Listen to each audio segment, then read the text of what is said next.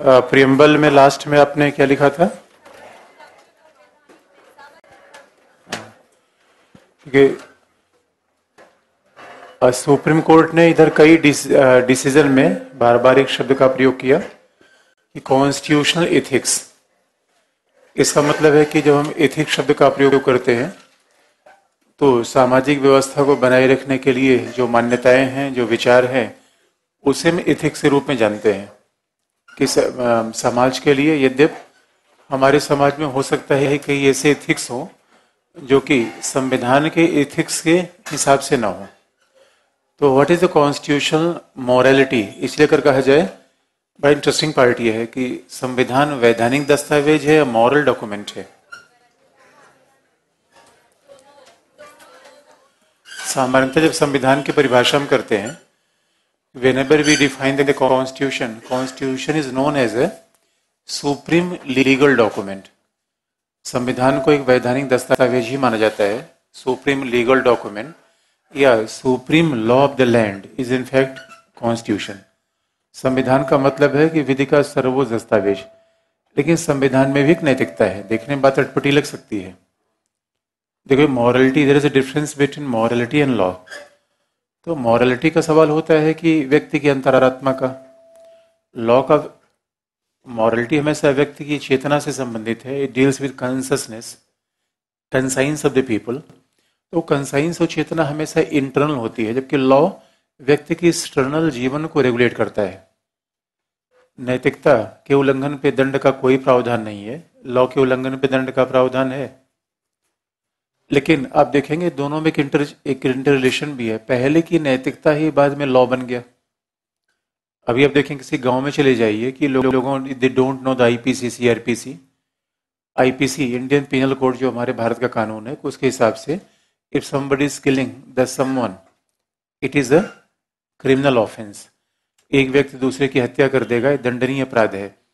लेकिन ये व्यक्ति गांव के किसी व्यक्ति को जो पढ़ा लिखा नहीं है उसको नैतिकता के रूप में ही याद है कि नहीं, दूसरे की हत्या करना पाप है। That is a moral document. तो कहा भी जाता है जो समाज में पहले नैतिकता थी, समाज में रिटन लॉ का फैशन नहीं आया है। पहले समाज में कोई चीज रिटन होती ही नहीं थी। आप देखेंगे जितने भारतीय धर्मशास्त्र हैं that were not available in written form. वो एक तरीके से परंपराओं के रूप में, मान्यताओं के रूप में हुआ करते थे। बाद में समाज के विकास के परिणाम स्वरूप हो गया दिस ऑल वेर कोडिफाइड। आपने देखा होगा सबरीमाला के मामले में सुप्रीम कोर्ट ने कहा था कि constitutional ethics is more important, constitutional morality is more important.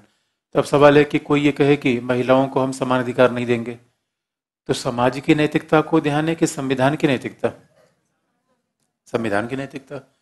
अब कोई ये कहेगा कि हमारा धर्म ऐसा मानता है, तो स्वाभाविक रूप में हमारा संविधान तो ये मानता है कि धर्म आपके निजी जीवन का विषय है, सार्वजनिक जीवन धर्म का तो सरोकार नहीं है।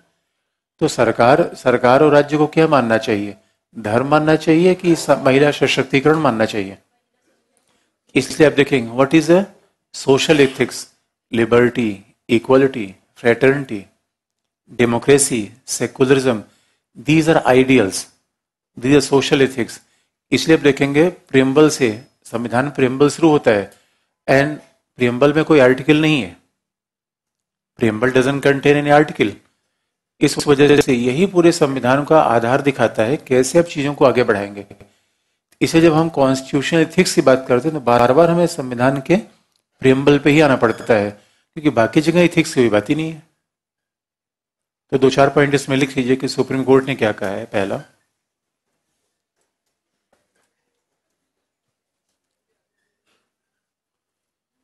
संवैधानिक नैतिकता, ये हेडिंग है, कल शायद आपने लिखा होगा।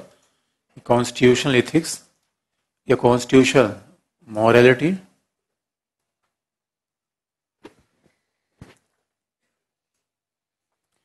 कॉन्स्टिट्यूशनल एथिक्स या कॉन्स्टिट्यूशनल मॉरलिटी।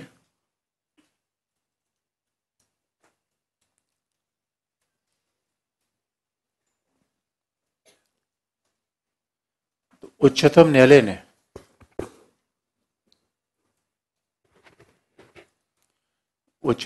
ने सबरीमाला मंदिर, उच्चतम न्यायालय ने सबरीमाला मंदिर में प्रवेश के मामले में कहा supreme court ruled out in case of Sabarimala temple, Sabarimala मंदिर में प्रवेश के मामले में कहा कि संविधान की नैतिकता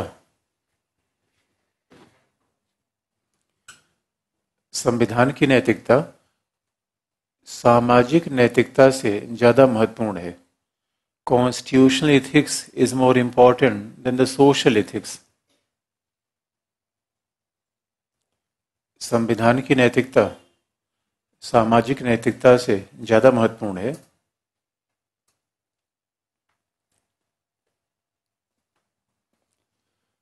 और संवैधानिक नैतिकता द कॉन्स्टिट्यूशनल एथिक्स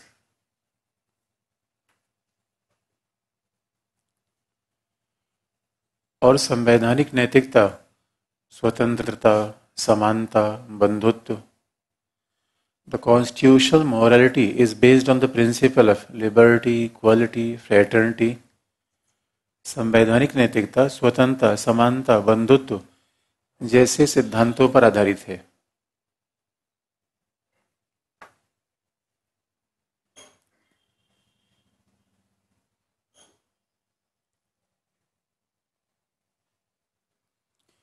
स्वतंत्रता, समानता, बंधुत्व जैसे सिद्धांतों पर आधारित है।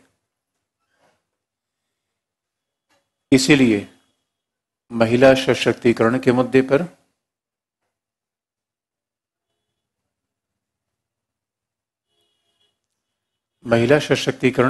पर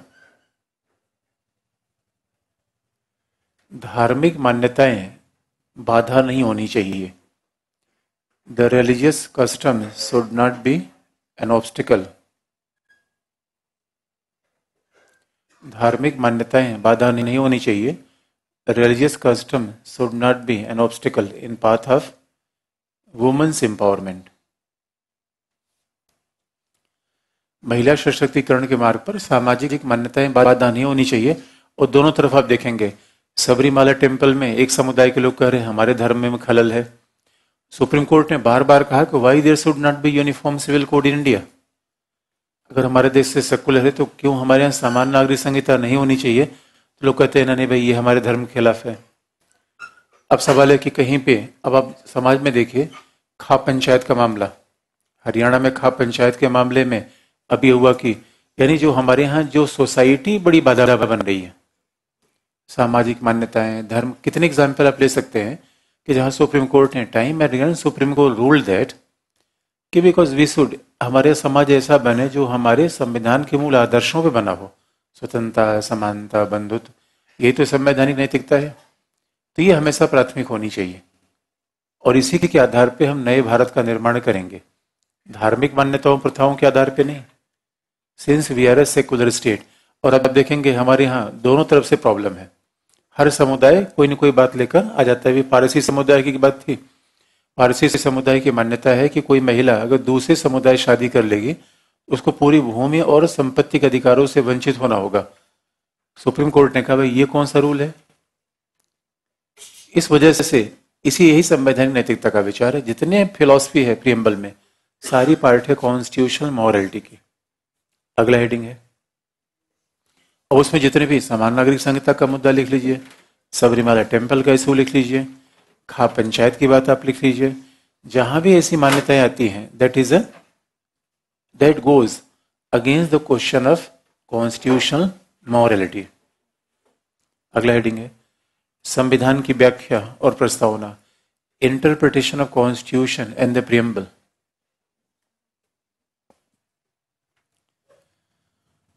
संविधान की व्याख्या और प्रस्तावना।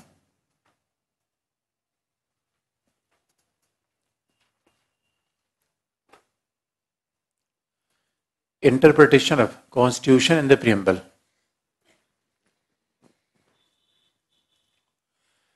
अब जरा सोच के देखिए कि संविधान की व्याख्या हम कैसे करें। अगर आप देखेंगे आर्टिकल 1 से, जैसा अभी हम प्रियम्बल के बाद जैसे आ जाएंगे तो वहां आर्टिकल शुरू होंगे और आर्टिकल 1 से लिखा है कि India that is Bharat shall be union of state. Fundamental rights के आर्टिकल अलग है, उसके बाद एक एग्जीक्यूटिव, जुडिशरी, सारे आर्टिकल्स हैं।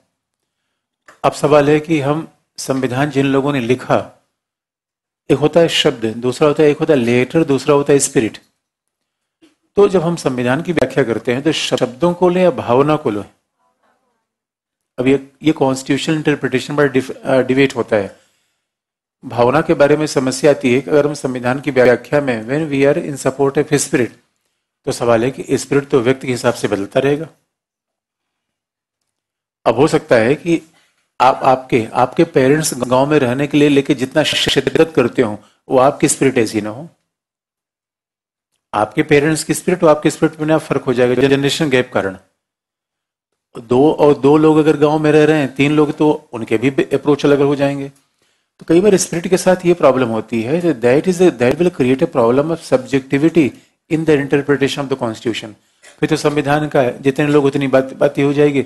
उस संविधान कब होगा, कहानी कविता ज्यादा हो जाएगी।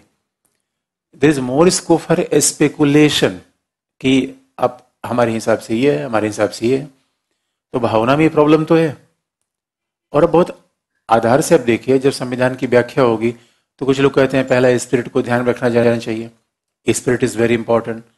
अच्छा, कुछ लोग इस बात को आगे बढ़ाते हैं कि स्पिरिट हम कैसे देखें, that must be seen in the context of the framing of the constitution. जब संविधान बन रहा था तो हमें स्पिरिट का मतलब है, डॉक्टर अम्बेडकर ने संविधान कैसे देखा, नेहरू ने संविधान कैसे देखा, तो हमें उस स्पिरिट को ध्यान में रखने की आवश्यकता है, या उस सोशल कॉन्टेक्स्ट को ध्यान में रखने की आवश्यकता है। तो लोग कहते हैं स्पिरिट इज वेरी इंपॉर्टेंट। लेकिन अब सवाल ये है, स्पिरिट अगर हम देखेंगे तो बिना स्पिरिट के देखे शब्द की व्याख्या एक ही जैसी होगी, अलग अलग हो जाएगी। स्पिरिट देखने पे सब्जेक्टिविटी का मामला हमेशा बनेगा, जबकि ऑब्जेक्टिविटी का मामला कम रहेगा। इस वजह से जजेस के ओपिनियन ज्यादा इंपॉर्टेंट हो जाएंगे संविधान के शब्दों के बजाय। अब स्पिरिट का मामला कैसे देखा जाए दोस्तों, ये that varies from person to person. And once I watch a movie in 1970s, 1970 के दशक में मैंने मूवी देखी, just I forget the name of that movie. मैं उस मूवी का नाम तो भूल गया, लेकिन हीरोइन वाज नॉट लिटरेट, जो नायिका थी पढ़ी लिखी नहीं थी। उसका पति कहीं नौकरी करने गया था परदेश में, तो वो किसी से लेटर लिखवाना चाहती थी अपने पति के लिए, भाई तुम लेटर लिख दो। तो एक ब्लैंक पेपर लेकर गई, तो लिखने वाले ने कहा भाई लिखूं क्या, तो उसने कोरे कागज पे सलाम लिख दो केवल। पत्र लिखने वाले ने कहा केवल सलाम लिख दे, इतनी बात से वो जान जाएगा। कहा हाँ वो जान जाएगा मैं क्या करना चाहती हूँ। What an idea. अब बड़ा इंटरेस्टिंग पार्ट है। अब मान लीजिए कि कोई आपको एक मैसेज लिखता है, आई डैश डैश यू, उसका आप वही मतलब समझते हैं जो लिखा गया है, उससे कुछ ज्यादा मतलब समझ लेते हैं। शब्दों को देखते हैं, स्पिरिट को। अभी स्पिरिट का मतलब है। अब सवाल है कि कौन देख रहा है, कौन कम्युनिकेट कर रहा है। इस मामले में हमेशा फिर स्पिरिट का मामला इंपॉर्टेंट हो जाएगा। और जब स्पिरिट को आप देखेंगे, जैसे बहुत ध्यान से आप देखिएगा, just you go through the entire constitution, जो हम पढ़ेंगे भी। इसलिए थोड़ा सा प्रस्तावना कई बार शुरू करना थोड़ा सा अटपटा ऐसे लगता है कि हम जिन जिन टर्म्स का यूज करेंगे, जिन लोगों ने पॉलिटी नहीं पढ़ी है उन टर्म्स का उन्होंने सुना ही नहीं है, तो उनके लिए थोड़ा सा अटपटा लग सकता है। इसलिए सामान्यतः हम पहला पार्ट पहले शुरू नहीं करनी चाहिए। लेकिन हमने कहा ठीक है, एक बार ये भी एक्सपेरिमेंट करके देखते हैं। सवाल यह है कि पूरे कॉन्स्टिट्यूशन को आप पढ़ जाइए, प्रेसिडेंट के पावर है, प्राइम मिनिस्टर की बात लिखी गई है और काउंसिल ऑफ मिनिस्टर है। हमारे पूरे संविधान में यह शब्द नहीं लिखा गया कि there is a parliamentary form of government. हम संविधान पढ़ के उस बात को समझ लेते हैं कि अच्छा अच्छा ये विशेषता हो सकती है, सॉरी, लेकिन पार्लियामेंट्री फॉर्म ऑफ गवर्नमेंट नामक शब्द का प्रयोग नहीं किया गया है। दूसरा, हमारे पूरे संविधान में फेडरल शब्द का प्रयोग तो है ही नहीं है। सेकुलरिज्म शब्द का प्रयोग तो बाद में कर दिया गया, उस शब्द का भी प्रयोग नहीं था। और अब हमारे पूरे संविधान में देखेंगे फ्री एंड फेयर इलेक्शन शब्द का प्रयोग है ही नहीं है। तो सवाल ये होता है कि संविधान कोई आर्टिकल का दस्तावेज है, कुछ प्रिंसिपल्स पे बना हुआ है। यानी आपके जीवन कोई सिद्धांत है, फिर वही बात आता है कि सिद्धांत है, फिलॉसफी है। आपके जीवन कोई प्रिंसिपल है कि रोज रोज वैसे मतलब ऐसे जीवन नदी का बहता प्रवाह है, जहां जाएंगे वहीं देख लेंगे क्या होगा। No principle, no principle, no philosophy of the life. हम हर दिन नए तरीके से तय करेंगे कि जीवन कैसा होगा, हर सुबह नहीं होगी। कैसे करते हैं आप? और एक बड़ा इंटरेस्टिंग पार्ट है, इसलिए आप देखेंगे आगे हम पढ़ेंगे। अब सवाल है संविधान की व्याख्या का मसला आया, तो ये भी सवाल आया कि संविधान की व्याख्या उच्चतम न्यायालय करेगा। तो संविधान की व्याख्या में each and every part of the constitution are equally important or something more important than others? ये संविधान की व्याख्या का मामला होगा तो ये भी तो बात बनेगी। जैसे आपके शरीर में सबसे इंपॉर्टेंट ऑर्गन क्या है?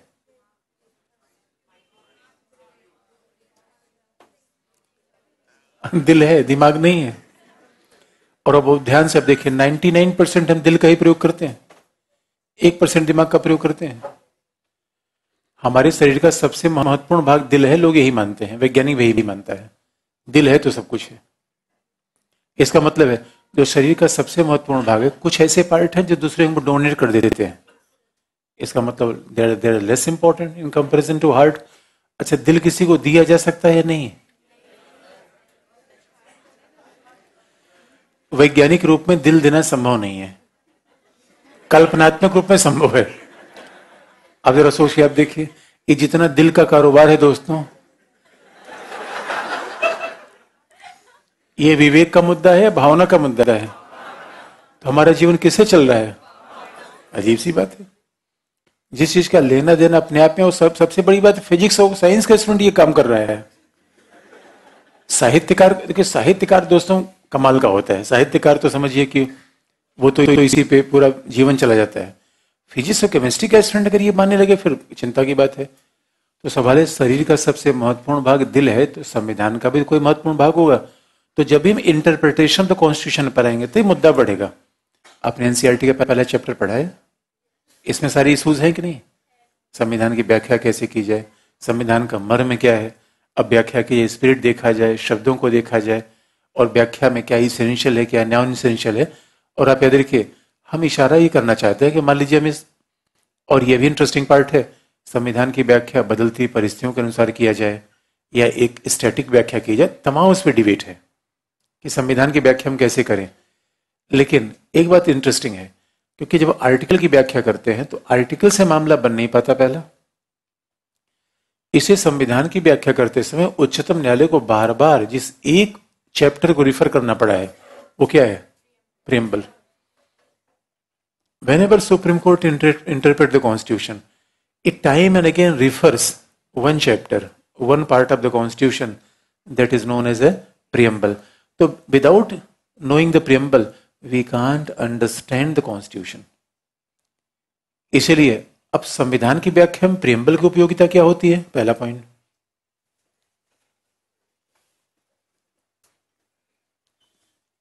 पहला केशवानंद भारतीवाद। इसका हम कई जगह यूज करेंगे, इस केस का हम कई जगह यूज करेंगे। यहां केवल एक शब्द हम यहां यूज कर रहे हैं, केशवानंद भारतीवाद। इसकी अलग अलग कॉन्टेक्स्ट में व्याख्या करेंगे हम।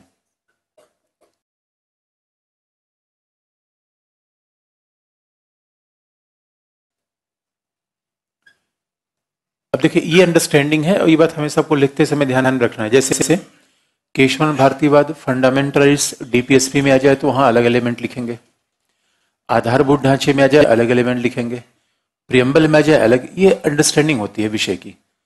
अब केशवानंद भारतीवाद कुछ भी आ जाए एक ही बात लिख रहे हैं तो एग्जामिनर समझ जाएगा, क्योंकि एक केस में सुप्रीम कोर्ट बहुत सारे एंगल को इंटरप्रेट करता है।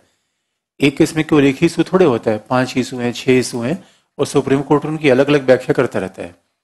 तो that is your understanding toward subject. उसमें क्या होता है कि हम एक केस को 5 जगह यूज करेंगे लेकिन डायमेंशन 5 जगह हम बदल देंगे। इसलिए केयरफुली पढ़ना ज्यादा अच्छा होता है। जो चीज देखने में सरल लगती हो सकता है सरल ना हो। तो क्या लिखा आपने? और भारतीय case should always be underline. जब भी कोई केस का नाम लिखेंगे तो अंडरलाइन होना चाहिए। केशवानंद भारतीवाद में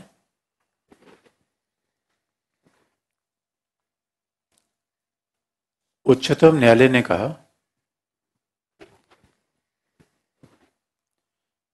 supreme court said in the Keshavananda Bharati case, Keshavananda भारतीवाद में उच्चतम न्यायालय ने कहा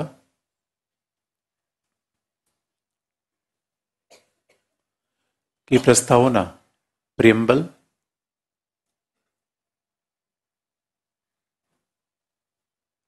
प्रस्तावना संविधान का अभिन्न भाग है। Preamble is an integral part of the constitution.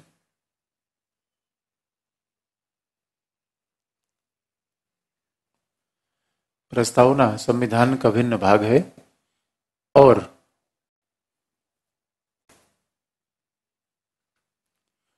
भारतीय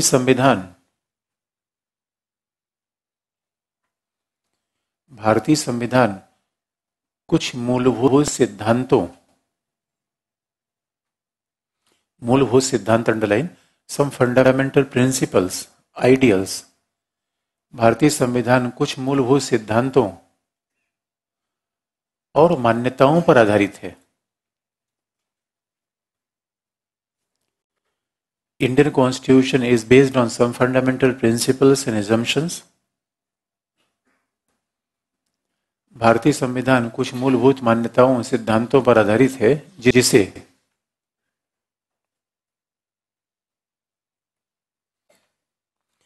जिसे आधारभूत ढांचे का विचार कहा जाता है, which is known as the principle of basic structure.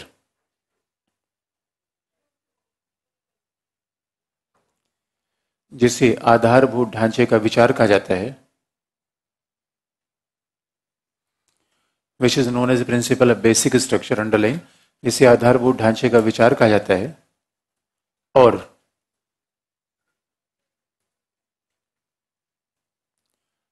उच्चतम न्यायालय का मानना है कि संविधान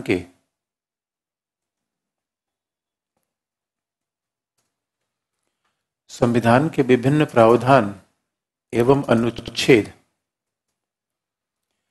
the various provisions and article of the constitution,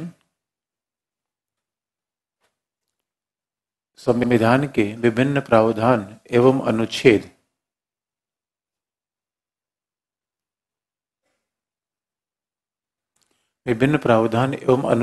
की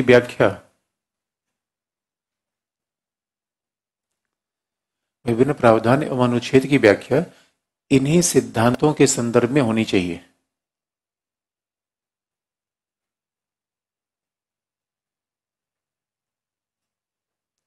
इन्हीं सिद्धांतों के संदर्भ में होनी चाहिए।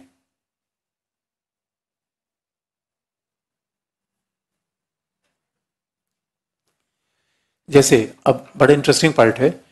अब बेसिक स्ट्रक्चर आपको ध्यान देने की बात है। बेसिक स्ट्रक्चर हम अलग पढ़ेंगे, लेकिन केवल यहां बता दें कि सुप्रीम कोर्ट कैसे किसी चीज को इंटरप्रेट करता है। जैसे अभी आपने सबसे लेटेस्ट केस देखा होगा, पुट्टा स्वामी केस, जिसमें राइट टू प्राइवेसी का मामला आया। पुट्टा स्वामी केस में राइट टू प्राइवेसी का मामला है। निजता का अधिकार फंडामेंटल राइट है, तो सवाल है right to privacy is no way written the fundamental right. निजता का अधिकार तो मूल अधिकार में कहीं लिखा तो नहीं है।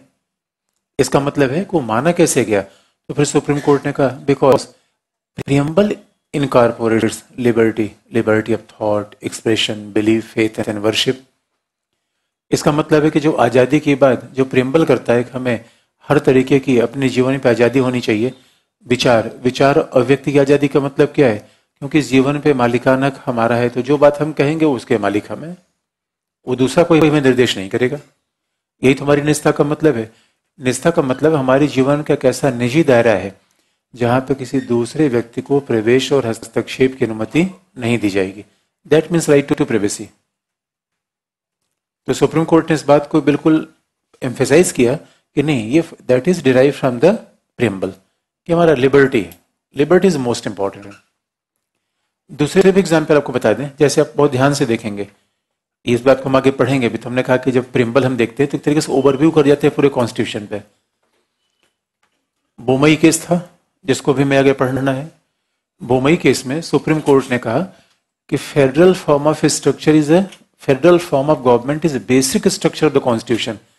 बात ध्यान देने की, फेडरल फॉर्म ऑफ गवर्नमेंट हमारे संविधान में कहीं नहीं लिखा गया है। फेडरल फॉर्म ऑफ गवर्नमेंट नहीं लिखा गया, यूनियन शब्द का प्रयोग है। आप जो विशेषताएं पढ़ेंगे उससे लग जाएगा कि हमारा कॉन्स्टिट्यूशन फेडरल है, लेकिन the term federal is propounded bye supreme court. तो फिर उससे पूछा गया आपको ये शब्द कैसे मिला? तो उसने कहा प्रियम्बल में यह है ना कि डेमोक्रेटिक रिपब्लिक। वो ध्यान देने की बात है, हमारा कॉन्स्टिट्यूशन डेमोक्रेटिक रिपब्लिक है, ये शब्द केवल प्रियम्बल में लिखा गया है, otherwise nowhere in the constitution. हाँ, ये बात हम समझ सकते हैं कि जहाँ प्रधानमंत्री का निर्वाचन हो रहा है, जहाँ member of parliament are elected, तो that means a democratic form of government, ऐसा हमें समझ में आ जाता है। लिखा तो नहीं गया है कहीं। इसका मतलब है हमारा पूरा संविधान कुछ प्रिंसिपल्स पे है। वो प्रिंसिपल क्या है? लोकतंत्र, गणतंत्र। एक बड़े राजनेता थे, बड़े फेमस राजनेता थे, राजनारायण। हमारे कुछ इलेक्शन हिस्टोरिकल हुए हैं, उसमें राजनारायण का इलेक्शन भी रहा है रायबरेली से। बरेली और रायबरेली अलग अलग है, that I want to clarify. Bareilly वही जहां झुमका गिरा था दोस्तों, वो बरेली रायबरेली से अलग है। तो रायबरेली से इंदिरा गांधी चुनाव लड़ती हैं। Raebareli just adjacent to Pratapgarh in UP, Lucknow Pratapgarh के बीच में है। तो रायबरेली में एक बड़े कद्दावर नेता थे, समाजवादी पार्टी रखने वाले राजनारायण। राजनारायण ने 71 में इंदिरा गांधी के खिलाफ चुनाव लड़ा था, वो हार गए थे। यदि उस चुनाव को इलेक्शन कमीशन ने रद्द कर दिया था, सुप्रीम कोर्ट ने रद्द कर दिया था इंदिरा गांधी का चुनाव। बाद में 77 में उसी सीट से राजनारायण ने इंदिरा गांधी को हरा दिया। तो राजनारायण बड़े मुफ्त नेता थे। हमारे चुनाव जीतने के किसी तरीके हैं, कई लोग तो पन्ने उन्ने पिला के चुनाव जीतते हैं, कई लोग तो बिना पन्नी पिलाए चुनाव जीत जाते हैं दोस्तों, कुछ नहीं देते लेके चुनाव जीत जाते हैं। ऐसे ऐसे कलाकार लोग हैं इंडिया में। राजनारायण उसी में थे। बड़े ईमानदार नेता थे, समाजवादी विचार ही, आप जानते हो समाजवादी विचार रखेगा फक्कड़ आदमी होता ही है। उसके अलावा कुछ जॉर्ज फर्नांडिस अभी नहीं रहे दोस्तों, he was in that category of socialist. 2000 Fernandes के बाद दो ही कुर्ता पैजामा हुआ करता था। तो जब राजनारायण जनता के सामने आए, उनका भाइयों अब तो हमें आपको चुनाव जिताना, एक बार आप हारा चुके हो। जनता ने कहा हाँ हाँ साहब, जिताना तो आपको ही है, एकदम पक्का, इस बार आप ही जीतोगे। उन्होंने कहा हाँ, इस बार में चुनाव जिताना है, लेकिन साहब एक बात करनी पड़ेगी, आपको बिजली देनी पड़ेगी। बिजली बिजली हमारे पास नहीं है, खंबा लगवा दे तार। राजनारायण का बेकार की बात मत करो, मैं कैसे बिजली तुमको दे दूंगा? अरे पहले मैं पूछना पड़ेगा, मैं झूठा वादा थोड़ी कर सकता हूँ। सोचिए एक नेता थे, ना मैं झूठा वादा नहीं करूंगा, पहले मैं गवर्नमेंट से बात करूंगा, पूरे प्रदेश में बिजली नहीं है, तुम्हारे यहाँ कैसे आ जाएगी? खंबा में बन जाऊंगा, तार बन जाऊंगा, मैं नहीं आएगी। ना ना साहब देखो, ये आश्वासन आप दे दो कि बिजली दोगे। उन्होंने ऐसा तार लगा के मेरे पीछे लगा लो, आ जाओ। ही वॉन द इलेक्शन, वो चुनाव जीत गए। ऐसे से पॉलिटिशियन रहे हैं। उसी राजनारायण केस में सुप्रीम कोर्ट ने कहा था कि free and fair election is a basic structure of our constitution. अब जरा सोच के देखिए, हमारे इलेक्शन कमीशन ऑफ इंडिया का प्रावधान फ्री एंड फेयर इलेक्शन कहीं लिखा ही नहीं गया है। बड़ी इंटरेस्टिंग बात है। Nowhere the concept of free and fair election is mention nowhere in the constitution. इसका सीधा सा मतलब है कि जितनी भी चीजें हमारे, अब हमारे यहाँ फ्री एंड फेयर इलेक्शन कहां से लिया गया? डेमोक्रेटिक रिपब्लिक कॉन्स्टिट्यूशन से। तो फिर सुप्रीम कोर्ट ने क्या कहा? Basic feature. तो जहां जहां संविधान की व्याख्या का मसला आता है, जितने इशूज हैं, सब सुप्रीम कोर्ट बार बार किसको रिफर कर रहा है? प्रियम्बल को। प्रियम्बल का महत्व है या नहीं है? बहुत ही ज्यादा है। इसलिए K M Munshi he was a member of constituent assembly. Kanaiyalal Maneklal Munshi, K M Munshi ही पर्याप्त है। अब 150 शब्द का उत्तर लिखना है, 50 शब्द का नाम ही लिख दिया, गड़बड़ हो जाए कम। के एम मुंशी ने कहा था preamble is a horoscope of Indian constitution. ये जन्म कुंडली है। अच्छा, हॉरोस्कोप का मतलब होता है, आपने जन्म कुंडली देखी है कभी, बनवाई है? तो हॉरोस्कोप टेल्स अबाउट फ्यूचर और पास्ट, आगे क्या होगा। इसलिए अगर आप भारतीय संविधान का सारा मैप देखना चाहते हो तो just you have to go in one chapter, one part, that is a preamble, प्रस्तावना। लिखने की बात है।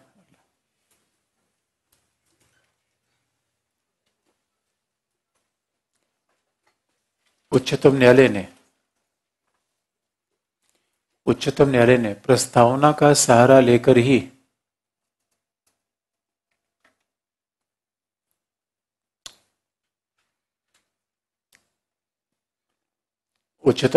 प्रस्तावना का सहारा लेकर ही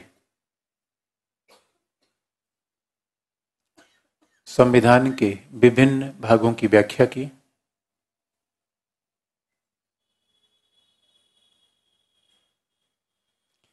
प्रस्तावना का सहारा लेकर ही संविधान के विभिन्न भागों की व्याख्या की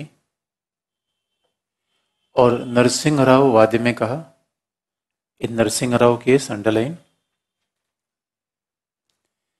नरसिंह राव वाद में कहा कि संसदीय शासन संविधान का आधारभूत ढांचा है।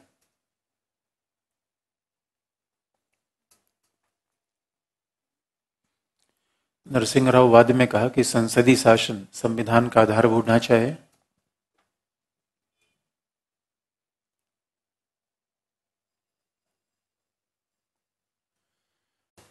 पुट्टास्वामी वाद में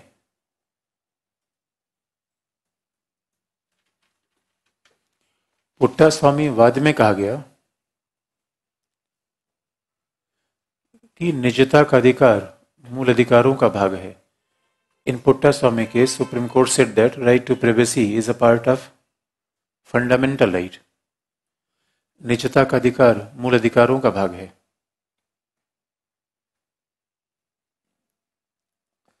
उच्चतम न्यायालय ने कहा कि निजता का अधिकार मूल अधिकारों का भाग है।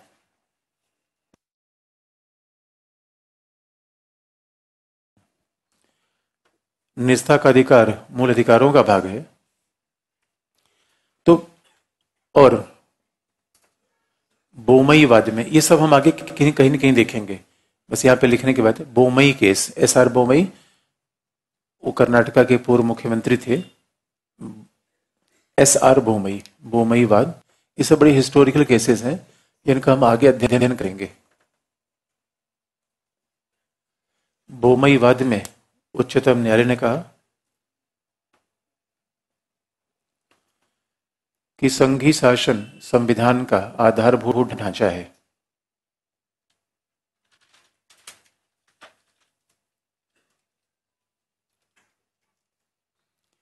संघीय शासन संविधान का आधारभूत ढांचा है।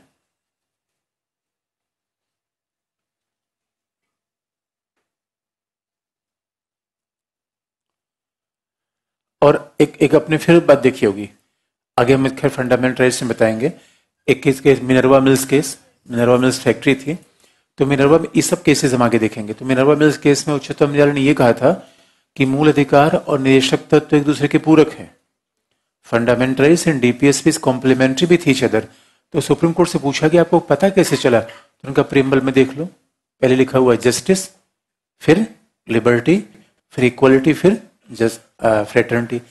इसका मतलब है आप लिबर्टी देने के नाम पर जस्टिस छीन नहीं सकते और इक्वलिटी देने के नाम पर लिबर्टी नहीं हटा सकते। तो both are complementary, both are complementary.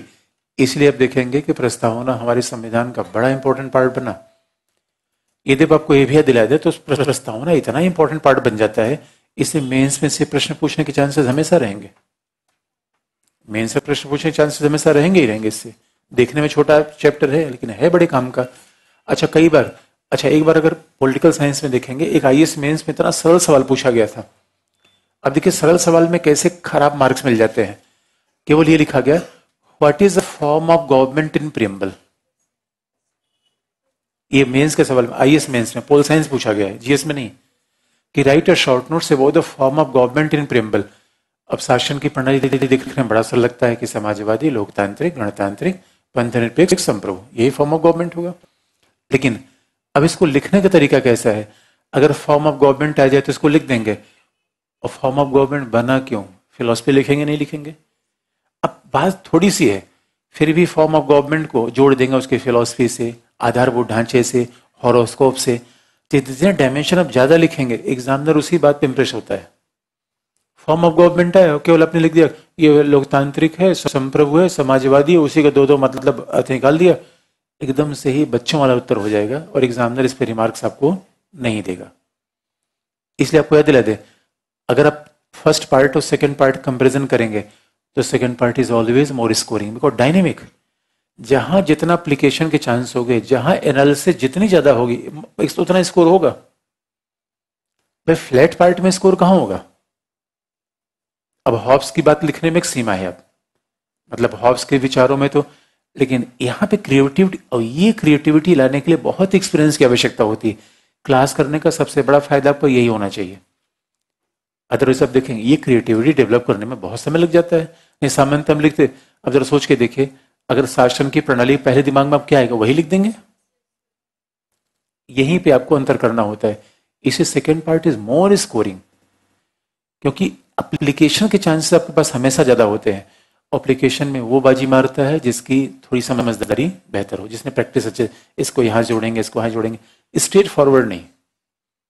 शासन प्रणाली 3-4 लाइन में लिख देंगे, लेकिन शुरुआत फिर फिलॉसफी से करेंगे। कैसे एक दो स्कॉलर का नाम यूज कर दिया, फिर शासन प्रणाली किस उद्देश्य के लिए बनी हुई है, कैसे उसको सारी बातें जो फिलॉसफी आधारभूत ढांचा सब उसमें शब्दों की गोलाबाजी है। अपने आप इसमें आपको मैक्सिमम मार्क्स मिल जाएंगे। खराब मार्क्स मिलने का भी कारण मैंने बता दिया आपको, कैसे खराब मार्क्स मिलते हैं। जो प्रश्न जितना छोटा उतना ही खोटा, आप ये बात याद रखिए। तो ये हमने एग्जाम्पल बताया, क्या लिखा था आपने, तो हमने एग्जाम्पल आपको बताया। तो हमने केसेस बहुत सारे बता सकते हैं, सब आगे बताएंगे। तो ये हमारा अध्याय हो गया कि कैसे संविधान का प्रयोग होता है, प्रस्तावना का प्रयोग होता है संविधान की व्याख्या में। दो और चीज बता दें आपको। यद्यप हमारे यहाँ शुरू से इस बात पर डिबेट रहा कि whether preamble is a part of constitution और नॉट, कि प्रस्तावना संविधान का भाग है या नहीं भाग है, इस बात पर डिबेट हमेशा रहा। और इस बारे में 1960 में एक मामला आया था, और 1960 में पाकिस्तान इंक्लूडिंग बांग्लादेश, जो आज का बांग्लादेश है वो पाकिस्तान के साथ था। बांग्लादेश 1971 के बाद बना। तो उस समय पाकिस्तान का दो पार्ट ऐसा था जो उसमें भारत का एक भाग आता था। बांग्लादेश आज भी वैसे टिपिकल बढ़ाया जाता है। अब कभी नॉर्थ ईस्ट की बाउंड्री देखेंगे तो त्रिपुरा 3 तरफ से बांग्लादेश से घिरा हुआ है। तो कई जगह ऐसा था जहां पाकिस्तान 3 तरफ से भारतीय क्षेत्र से घिरा होता था। तो हमने पाकिस्तान के दो भागों में आवागमन के लिए हमने एक गलियारा था 3 बीघा का कॉरिडोर, वो हमने बेरूबारी जगह पे था। वो बेरूबारी जगह की वो जमीन हमने दे दी पाकिस्तान को। और जब हमने बेरूबारी की जमीन पाकिस्तान को दी, ये मामला उच्चतम न्यायालय में पहुंच गया। और कोई व्यक्ति उच्चतम न्यायालय में गया, उसने कहा कि भाई ये हमसे नहीं पूछा गया, बिना भारतीय लोगों से पूछे कैसे जमीन दे दी गई। तो उच्चतम न्यायालय ने कहा भाई संसद ने संविधान का संशोधन किया और संसद ने इसे दे दिया, तो संसद को अधिकार है। याचिकाकर्ता ने कहा नहीं, प्रस्तावना पढ़िए, we the people of India. अगर संप्रभु हम हैं, हमारी संप्रभुता है, तो हमसे पूछा जाना चाहिए संसद से। तो लोगों ने कहा पूछा तो हमसे जाना चाहिए था, और पूछ लिया गया संसद से। तो सुप्रीम कोर्ट ने बात कहा, सुप्रीम कोर्ट ने कह दिया प्रस्तावना संविधान का भाग ही नहीं, लो क्या करोगे। सुप्रीम कोर्ट ने बेकार की बात मत करो। अरे आपने चयन कर दिया है, आपसे पूछा गया है, क्योंकि आपने तो चयन किया संसद का। संसद आपकी इच्छा का रिप्रेजेंटेशन करती है, इसे संसद ने संविधान का संशोधन किया, दैट मीन्स कि आपसे पूछा गया है। इसमें फिर अलग की बात नहीं है कि आपसे पूछा गया है। बाद में यही मामला फिर केशवानंद भारती केस में आया। तो केशवानंद भारती केस में फिर आया, तो केशवानंद भारती केस ने कहा ये ऐसा नहीं है कि प्रस्तावना संविधान का भाग नहीं है, प्रस्तावना संविधान का भाग है। तो केशवानंद भारती केस ने बेरूबारी केस के डिसीजन को पलट दिया। केशवानंद भारती केस में कहा no, preamble is a very much integral part of the constitution. और हमने कहा आधारभूत ढांचा अगर सिद्धांत है, तो हमारे संविधान में एक ही ऐसा पार्ट है जहां सिद्धांत है, वो है प्रस्तावना। बाकी जगह आर्टिकल है, कहीं प्रिंसिपल्स नहीं है। प्रिंसिपल शब्दों में होता समानता, स्वतंत्रता, न्याय, ये सिद्धांत है, आर्टिकल है ये। तो अगर प्रस्तावना केशवानंद भारतीवाद में, इसलिए इस बात को पलटा। लेकिन केशवानंद भारतीवाद से पूछा गया अच्छा ये बताइए कि मान लीजिए कि कभी कोई ऐसा मामला आ जाए कि जन्म संग्रह, कुछ दिनों पहले केजरीवाल ने कहा था दिल्ली को राज्य बनाने के लिए जन्म संग्रह होना चाहिए। तो सवाल है अगर we the people are the sovereign, तो जन्म संग्रह होना चाहिए। तो उस समय केशवानंद भारती ने यह बात कह दिया जो पहले से बेरूबारी ने कहा था कि नहीं, सोर्स ऑफ ये ठीक है, संविधान जनता ने बनाया, फिर भी अंतिम निर्णय करने का अधिकार पार्लियामेंट को है, जनता को नहीं है, क्योंकि जनता ने चुना है पार्लियामेंट को। अदरवाइज हमारे हमेशा रेफरेंडम होने लगे, फिर तो साल भर हम रेफरेंडम करते रह जाएंगे चुनाव के बाद। तो ये मामला फिर सेटल हो गया। इसलिए संविधान की व्याख्या लेके प्रियम्बर का बहुत ही इंपॉर्टेंस है। हर केस में उसका रेफरेंस सुप्रीम कोर्ट ने लिया 73 के बाद। अब अगला हेडिंग लास्ट,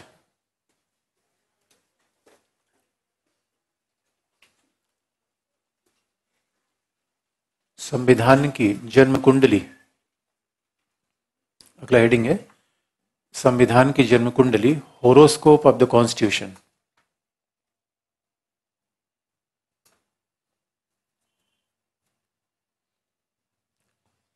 संविधान की जन्म कुंडली, होरोस्कोप ऑफ द कॉन्स्टिट्यूशन। अब थोड़ा सा बुक आने में लेट हो गया, अदरवाइज बुक आपको हाथ में मिल गई होती, इस सच्ची में लिखा नहीं पड़ता, लेकिन थोड़ा सा मुझे लगता है 10 मार्च तक आपको लग ही जाएगा आते थे, तो इसलिए मुझे लिखाना पड़ रहा है। तो क्या करें? पहला पॉइंट, के M Munshi, K M Munshi,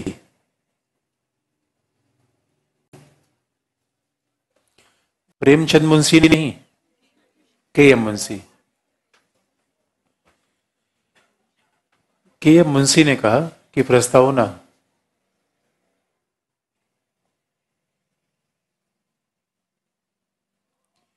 K M Munshi said that, के एम मुंशी ने कहा प्रस्तावना संविधान की जन्म कुंडली है, preamble is a horoscope of the constitution.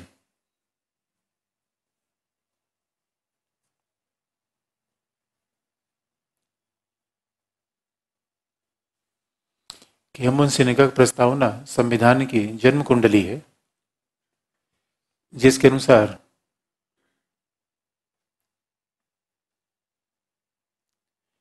अनुसार प्रस्तावना में उन आदर्शों और उद्देश्यों का वर्णन किया गया है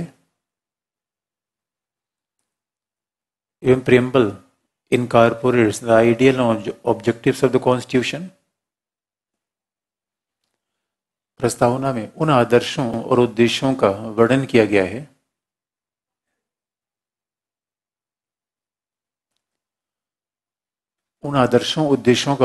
गया है जिसे संविधान निर्माता प्राप्त करना चाहते थे। Incorporates ideals and objective of the constitution,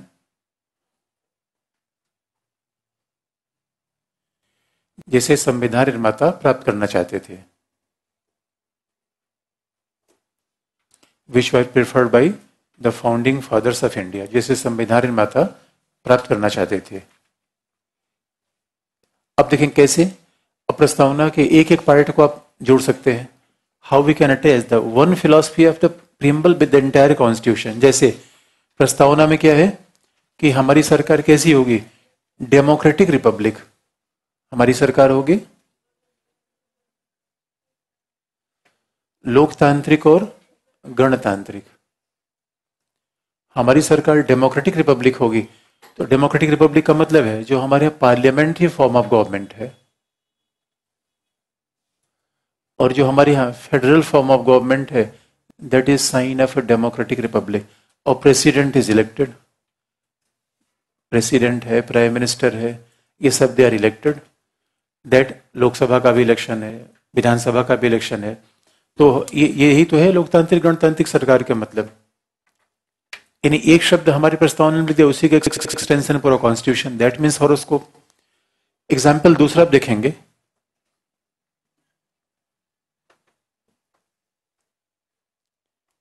दूसरा अगर उदाहरण आप देखेंगे तो हमारी प्रस्तावना में शब्द का प्रयोग है लिबर्टी।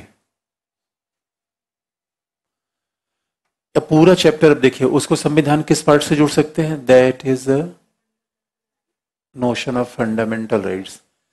जो हमारे संविधान में मूल अधिकार का भाग है वो यही तो बात करता है, लिबर्टी। संविधान का मूल अधिकार का भाग लिबर्टी की बात करता है। फिर अब देखेंगे equality and justice. Justice and equality is a DPSP, directive principles of state policy, DPSP. इसलिए कहा जाता है कि preamble is a horoscope of Indian constitution. जो चीज प्रियम्बल में लिखी हुई उसी का एक्सटेंशन तो पूरा कॉन्स्टिट्यूशन है, संविधान उसी का विस्तार है। और फिर अब जितने भी आप बात करेंगे कि और unity is an integrity that is a paramount objective of Indian constitution.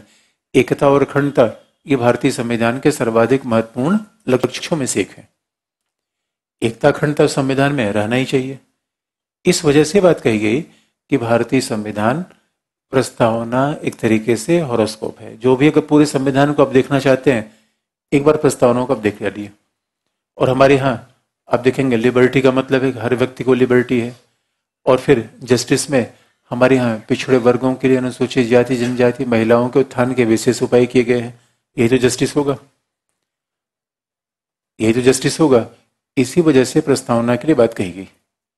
यानी प्रस्तावना क्या है, इसलिए कहा था it is extract of Indian constitution. तो उससे क्या कहा जाए, जब कहते हैं कि संविधान की प्रस्तावना पूरे संविधान का सार है, पूरे संविधान का सारांश है, सच पूछिए पूरे संविधान को पढ़ लीजिए, अलग से आपको प्रस्तावना पढ़ने की आवश्यकता नहीं है। और प्रस्तावना पढ़ लीजिए, पूरे संविधान का ओरिएंटेशन आपको मिल जाएगा। इस वजह से जैसे भी आप चाहें लिख लीजिए, इसको लिख लिया, यही है। इसे लास्ट में लिख लीजिए।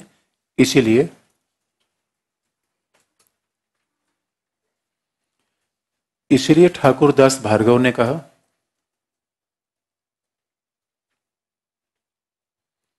Therefore Thakurdas Bhargava said that, इसलिए ठाकुरदास भार्गव ने कहा कि प्रस्तावना समूचे संविधान की आत्मा है। Therefore, Thakurdas Bhargava said that preamble is soul of Indian Constitution.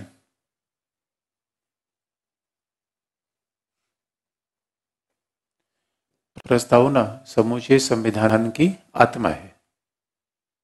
आत्मा अंडरलाइन आपको याद दिला दें, आर्टिकल 32 को डॉक्टर अम्बेडकर ने कहा it is heart and soul of Indian constitution. ये हार्ट एंड सोल है, लेकिन ये क्या है, केवल सोल है। दोनों बातों में फर्क आ गया। जो सोल है, जिसका अभिप्राय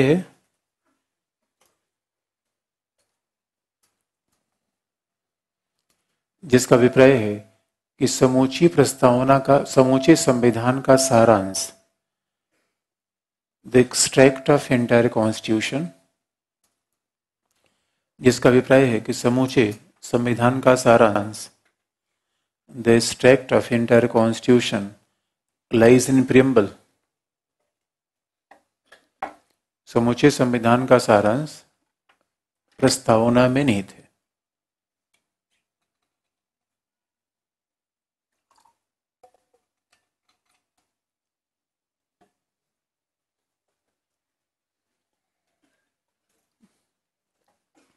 समूचे संविधान का सारांश प्रस्तावना में निहित है। अच्छा, लास्ट में प्रस्तावना में बात लिखी गई है। अब आपको ऑब्जेक्टिव सवाल पूछे, यद्यप ऐसा सवाल आईएएस में तो कभी नहीं आता कि यानी प्रस्तावना में क्या लिखा गया है कि संविधान निर्माण होने की तिथि लिखी गई है, लागू होने की तिथि।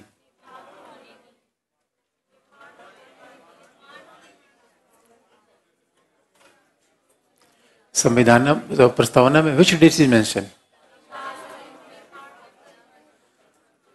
प्रस्तावना में लिखा हुआ है 26 नवंबर 1949। इस दिन संविधान बना था, लागू नहीं हुआ था। That was in force in 26 जनवरी 1950। तो लास्ट में लिखा गया है कि संविधान बना किस दिन। और ये इंपॉर्टेंट बात है, याद रखिए। आज आपको लगता है कि जिन लोगों ने 1960 में संविधान पढ़ा होगा उनको लगता है अभी 10 ही साल हमारा पुराना संविधान है। आज 2018 हो गया, 19 हो गया, तो लगता है कि 17 साल पुराना हमारा संविधान हो गया। उसके बाद अगर हो सकता है 100-150 साल बाद कोई जनरेशन आके देखेगी, अच्छा किसी मकान को आप देखेंगे लिखा हो कि 1857, तो लगे यार कितना पुराना मकान है। डेट देख के कुछ बात याद आती है कि नहीं। डेट भी लिखा गया है लेकिन संविधान के निर्माण की। और दूसरी बात लास्ट में लिखी गई है, संविधान सभा शब्द का प्रयोग लास्ट में किया गया है। संविधान सभा ने क्या किया, संविधान सभा ने क्या किया, संविधान को क्या किया, इनेक्ट किया। Enacted, adopted and giving to our self. Last में जिस शब्द का प्रयोग है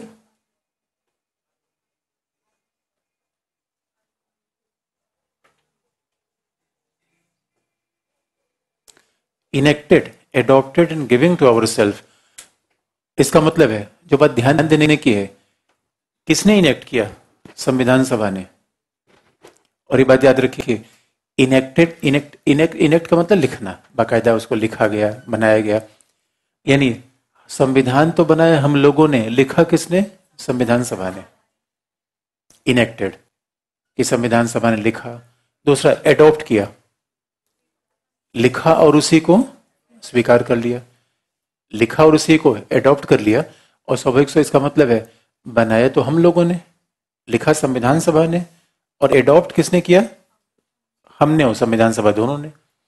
दूसरे गिविंग टू आवर सेल्फ। अच्छा, कोई चीज आप दूसरे को देते हैं, स्वयं को देते हैं? क्या स्वयं को दिया है?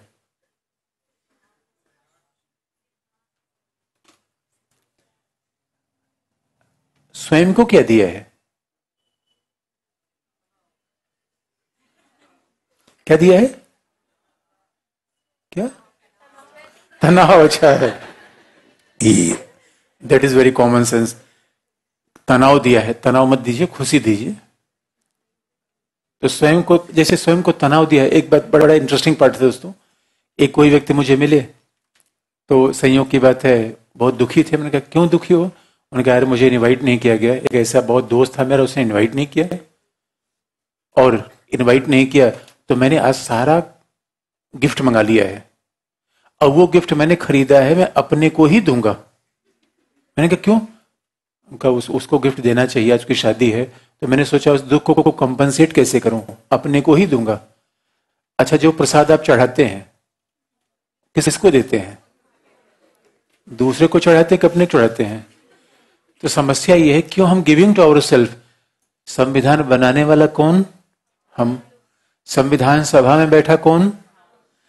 संविधान बनाने वाला हम, और संविधान मानने वाले हम। बनाने वाले हम, मानने वाले हम, और हमारे लिए ही संविधान। किसको दें? अपने आप को दिया। अपने आप को देने का मतलब है आत्मसात किया। और कई बार दोस्तों बड़े होशियार, जैसे अगर हमें पता चल जाए जहां प्रसाद चढ़ाएंगे पूरा प्रसाद वापस मिल जाता है, बहुत अच्छा प्रसाद ले जाएंगे और बड़ा ले जाएंगे। जहां हमें पता है कि नहीं पंडित जी पूरा लिख रहे हैं, बस एक पौवा ले जाएंगे छोटा सा, कुछ मिलेगा नहीं। तो सवाल ये है दोस्तों, भगवान ने हमें बनाया, भगवान ने मूर्ति बनाई, भगवान ने पंडित जी को बनाया, तो हमने प्रसाद किसे दिया?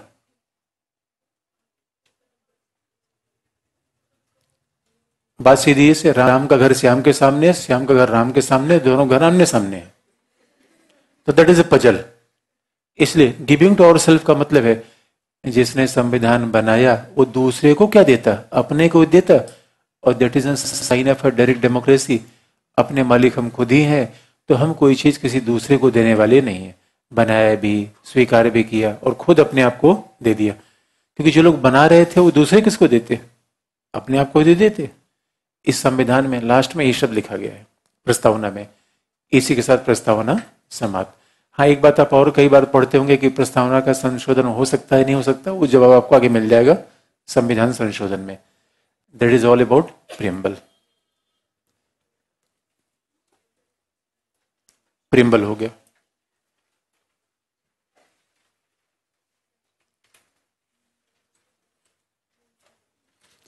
अब मान लीजिए कि हम प्रश्न लिखने का तरीका आपको बता दें। अब कोई मेंस का प्रश्न आ जाए, प्रीलिम्स का प्रश्न तो लगता है सब सॉल्व हो गया होगा आपका। भाई सीधे से एक तो ऐसा सवाल पूछा गया कि what is which part of the constitution is a soul of constitution. उसमें एक आपने प्रीलिम्स का सवाल देख लिया है, प्रस्तावना से हो जा रहा है सारा। तो देखिए हमने फैक्ट भी बता दिया, कॉन्सेप्ट भी बता दिया आपको। तो प्रस्तावना से सामान्यतः आपको प्रश्न मिल जाना चाहिए।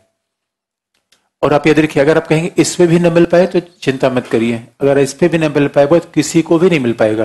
और जिसका उत्तर किसी को न मिल पाएगा उसमें हमें बिल्कुल निश्चिंत रहने की आवश्यकता है। तो लिमिट बना लीजिए, इससे ज्यादा में नहीं पढ़ना है। इससे ज्यादा मान के चलिए ये नहीं आएगा तो किसी को नहीं आएगा पहला, और नहीं आएगा ऐसा हो नहीं सकता दूसरा। बस सीधी सी है, तभी आपका मन संतोष करेगा। नहीं तो ये भी पढ़ लें क्या, ये भी पढ़ लें क्या। अच्छा, दूसरा, अब मुझे मेंस का सवाल है कि प्रियम्बल कि में फॉर्म ऑफ गवर्नमेंट कैसा है। तो फिर आप देखिए फॉर्म ऑफ गवर्नमेंट आ जाए, फिर वही इंट्रोडक्शन 2 लाइन। इंट्रोडक्शन कैसा होना चाहिए, फिर वही बात आप लिख देंगे। प्रस्तावना संविधान का दर्शन है, संविधान की आत्मा है, संविधान का मूल सारांश है, भारतीय संविधान सामाजिक क्रांति का दस्तावेज है, उसके लिए ऐसी शासन प्रणाली बनाएगी। ऐसे इंट्रोडक्शन से फिर आइए। लिखने का खराब तरीका क्या है कि आपने सीधा प्रस्तावना में लिखा है लोकतांत्रिक गणतांत्रिक शासन होगा। एग्जामिनर का देख के ही मूड खराब हो जाए, क्या लिखा है यार बच्चे ने, ऐसे लिखा जाता है कोई चीज। तो इंट्रोडक्शन कैसा होना चाहिए, बिल्कुल अच्छा। उसमें जो मेन फिलोसफी इंट्रोडक्शन में आ जाए। फिर फॉर्म ऑफ गवर्नमेंट लिख दिया, फिर उसके बाद लिख दिया कि प्रस्तावना में जो ये फॉर्म ऑफ गवर्नमेंट है इसका मतलब है कि हम जिन आदर्शों को प्राप्त करना चाहते थे उसका साधन लोकतांत्रिक था, डेमोक्रेटिक था। इसीलिए उच्चतम न्यायालय ने केशवन भारतीवाद में बात कही कि प्रस्तावना संविधान का भाग है, ये संविधान की आत्मा है, संविधान के विभिन्न भागों की व्याख्या के लिए इसका उपयोग किया जाएगा। तो लिखने की बात यह है। फिर निष्कर्ष आप यूज कर देंगे कि प्रस्तावना में जिस संविधान का स्वरूप तय किया गया है, जिस सरकार का स्वरूप तय किया गया है, उसको चेंज नहीं किया जा सकता, क्योंकि केशवन भारतीवाद में कही दिया है कि आधारभूत ढांचे को चेंज नहीं किया जा सकता, और प्रस्तावना में जो शासन प्रणाली है वो भी आधारभूत ढांचे का भाग है, इसलिए हम उसको परिवर्तित नहीं कर सकते। तो ये लिखने का तरीका, तो आधारभूत ढांचा भी डाल दीजिए उसमें, प्रस्ताव में उद्देश्य, फिलॉसफी, शासन की प्रणाली एक पार्ट, पूरा पार्ट नहीं।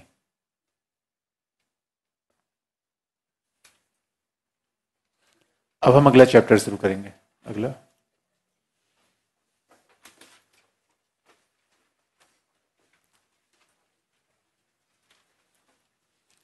पार्लियामेंट्री फॉर्म ऑफ गवर्नमेंट, संसदीय शासन। अब आप कहेंगे कि हमने फंडामेंटल राइट क्यों नहीं शुरू किया? कारण है उसका, क्योंकि फंडामेंटल राइट शुरू करते फिर उसी बात पर आ जाते हैं, फिलोसफी पे।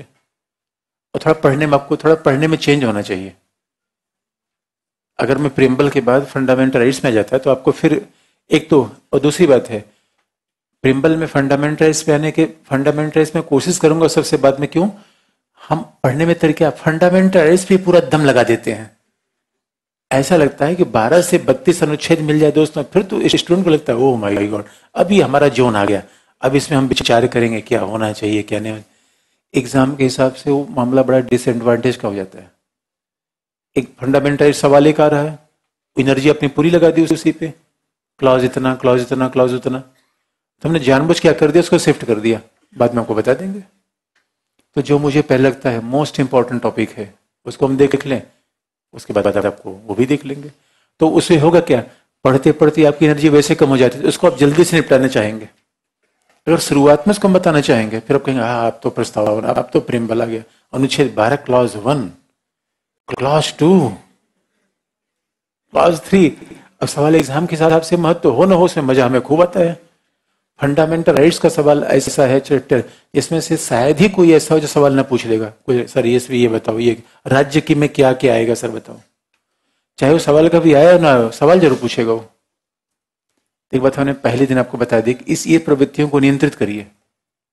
एग्जाम पास करने में बहुत बड़ी बाधा है, हर सेक्शन में प्रॉब्लम आती है। तो अगला हेडिंग है पार्लियामेंट्री फॉर्म ऑफ गवर्नमेंट, संसदीय शासन। और चेंज करने के केवल ये पर्पज है कि हम आपको बता देंगे सारा, लेकिन क्रमिकता हम आपको बता देंगे, एक ही क्रमिकता से नहीं।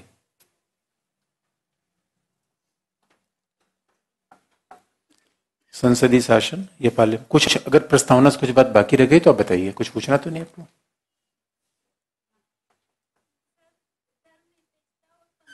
ये तो बताएंगे आपको, ये सब बताएंगे। फंडामेंटल से बताना है हमें, इसलिए हमने इसको छोड़ा है अभी। फिलोसफी के 3 टॉपिक हैं, प्रस्तावना, फंडामेंटल, डीपीएसपी, ये तीनों एक साथ चलते हैं और हमने जानबूझ के छोड़ा, आपको बता देंगे। तो अगला पार्लियामेंट्री फॉर्म ऑफ गवर्नमेंट। किसी ने कहा कि बेयर एक्ट लेना जरूरी है। अच्छा, उसका एक और भी ऑप्शन है कि आजकल तो नेट में भी चीजें देख सकते हैं। मान लीजिए कहीं आर्टिकल, अब हम फिर बेयर एक्ट पूरा बिल्कुल नहीं पढ़ना है। अब मान लीजिए कुछ आर्टिकल इंपॉर्टेंट है, आपको देखना है, तो उसमें लेके आप देख सकते हैं। प्रीलिम्स में कुछ उससे सहायता मिल जाती है। जैसे हम बताते हैं कई बार, हम जैसे आगे संविधान में बढ़ेंगे हम बार बार ये प्रयोग करेंगे, ये संविधान में लिखा गया है, ये पार्लियामेंट्री एक्ट में है, ये संविधान में लिखा गया। कई बार आपको होता है भाई क्या हमें कैसे पता चले क्या पार्लियामेंट्री एक्ट में है, क्या संविधान में लिखा है। उसके लिए कई बार बेयर एक्ट रेफरेंस कर सकते हैं। It's not text book. Text का मतलब है कि एनसीईआरटी, जो बार बार आप पढ़ेंगे, बार बार पढ़ेंगे। रेफरेंस का मतलब कभी आपके मन में आ जाए कि यार इसे कैसे, क्या संविधान में लिखा है, हमें कैसे पता चले, उस आर्टिकल को आप जाइए रेफर कर लीजिए। तो बेयर एक्ट रखना चाहिए रेफरेंस के लिए, पढ़ने के लिए नहीं। अब मान लीजिए कि हम कई एग्जाम्पल आपको बता देते हैं कि कुछ इधर आर्टिकल डिस्प्यूट में है सुप्रीम कोर्ट में, जैसे आर्टिकल 35 है, तो आपके मन में होना चाहिए यार 35 ये है कहाँ, जरा देखें तो किसके उधर डिस्प्यूट है इस पे। तो फिर उसके लिए अपने वेरेक्ट का यूज कर लिया, वहां पे मामला वेरेक्टर बन जाता है। या मान लीजिए कि जैसे कि और कोई एग्जाम्पल आपको बताते हैं जहां पे डिस्प्यूट हो रहा है, और कोई आर्टिकल है जहां डिस्प्यूट अभी है क्या?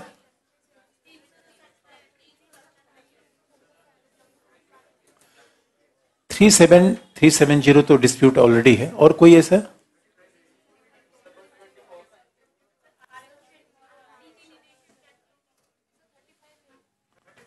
थर्टी फाइव तो हमने बता ही दिया, तो बस यहीं पे आप यूज कर लेंगे आगे।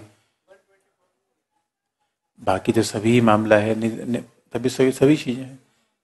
और हम कोशिश करेंगे कि आपको पूरी बात बता दें जितने भी, क्योंकि मैं वेयर एक्ट आपको बहुत जरूरत पड़ेगी नहीं, मैं कोशिश करूंगा आपको एक आर्टिकल में जितनी भी चीज सिंप्लीफाइड तरीके से मैं सब बता दूं। तो आपको बहुत एक ही % में आवश्यकता पड़ेगी, फिर भी अगर आपको लगता है ऐसा तो आप यूज कर सकते हैं। हम कोशिश करेंगे कि आपको यूज ना करना पड़े, जैसे सारी बात हम आपको बता दें। किसी ने कहा कि प्रस्तावना में संविधान संशोधन क्यों किए गए? अब ये सवाल वाजिब नहीं है, सही पूछे क्यों किए गए, क्योंकि आप जानते हैं इंदिरा गांधी समाजवादी अपने आप को दिखाना चाहती थी, पंथ निरपेक्षतावादी दिखाना चाहती थी, इसलिए उन्हें संविधान संशोधन कर दिया। ये बड़ा ही पॉलिटिकली मोटिवेटेड सवाल है, लेकिन अब हमें इसका जवाब ऐसे देना है, इन शब्दों का प्रयोग करके इन मान्यताओं को और सुदृढ़ बना दिया, क्योंकि जो बातें संविधान में है उसको हम डिफेंस करते हैं, पॉलिटिकल प्रैक्टिस की आलोचना कर सकते हैं। और हम बताएंगे इंदिरा गांधी कैसे समाजवादी बनना चाहती थी, कैसे चुनाव जीतने गुण कला थी, तो सारी बात आपको उत्तर मिल जाएगा।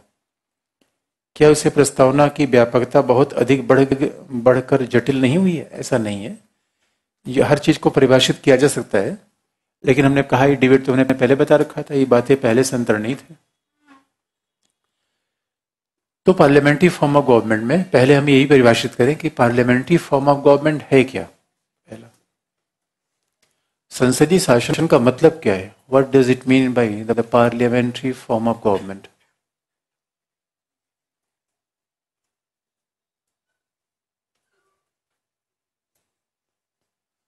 संसदीय शासन का मतलब क्या है,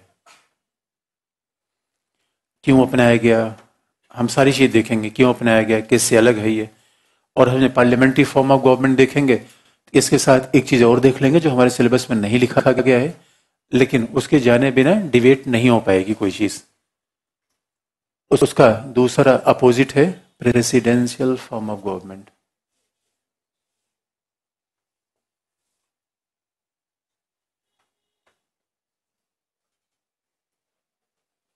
अध्यक्षीय शासन की प्रणाली,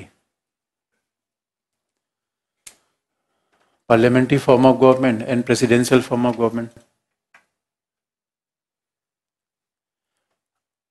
अगर आपको आगे बढ़ने से पहले हम प्रश्न अगर आपको याद दिला दें, तो मेंस में अब जीएस के मेंस का क्या सवाल पूछा गया, अगर आप देखेंगे तो जीएस मेंस में सवाल पूछा गया है, ये नहीं पूछा गया parliamentary form of government, presidential form of government. Examiner ने ये सवाल पूछा है कि भारत में लोकसभा और विधानसभा के चुनाव एक साथ कराए जाने चाहिए। पिछली बार मेंस का सवाल ये पूछा गया था। इसका मतलब है ये अप्लाइड सवाल आपसे पूछा गया, लेकिन इसका उत्तर तभी आप दे पाएंगे जब बेसिक्स आपको पता हो। और यकीन मानिए पॉलिटी और आईआर में करंट अफेयर जैसा कुछ होता नहीं है, सब कॉन्सेप्चुअल है। और जो भी अगर आपको करंट अफेयर समझना है, कॉन्सेप्ट आप जानते हैं, अपने आप समझ जाएंगे उसका मतलब क्या है। तो जरा देखेंगे पार्लियामेंट्री फॉर्म ऑफ गवर्नमेंट है क्या। तो आपको याद दिला दे, parliamentary form of government, presidential form of government, democratic republic form of government के दो तरीके हैं जो बात ध्यान में रखने की है। तानाशाही शासन जहां पे भी होगा वहां पे न पार्लियामेंट्री फॉर्म ऑफ गवर्नमेंट होगा न प्रेसिडेंशियल। तो पहला तो यह है कि these are two forms of democratic republic form of government. ये लोकतांत्रिक शासन का रूप है, तानाशाही शासन का रूप, ऐसे पार्लियामेंट्री फॉर्म ऑफ गवर्नमेंट तो होता ही नहीं। अब दूसरी बात, पार्लियामेंट्री फॉर्म ऑफ गवर्नमेंट पहली बार ब्रिटेन ने प्रयोग किया था। ये लोकतंत्र का घर माना जाता था, लोकतंत्र की शुरुआत वहीं से हुई। तो parliamentary form of government was initially practice by the British government. और हमारे यहाँ तो हमने ब्रिटेन से ही शासन करना सीखा। गवर्नमेंट ऑफ इंडिया एक्ट 1935, यानी गवर्नमेंट ऑफ इंडिया एक्ट 1919, उस आधार से हमारे यहाँ भी ब्रिटिशर्स ने पार्लियामेंट्री फॉर्म ऑफ गवर्नमेंट का आधारभूत सिद्धांत रखा। इसका मतलब है, तो हम देखेंगे फिर पार्लियामेंट्री फॉर्म ऑफ गवर्नमेंट का मतलब पार्लियामेंट बनती किससे है? पहला, प्रेसिडेंट। तो पार्लियामेंट बनती किससे है? अगर पार्लियामेंट्री फॉर्म ऑफ गवर्नमेंट, इसका मतलब पार्लियामेंट है। तो पार्लियामेंट का मतलब क्या है? पार्लियामेंट में पहला होता है प्रेसिडेंट, दूसरा होता है Lok Sabha,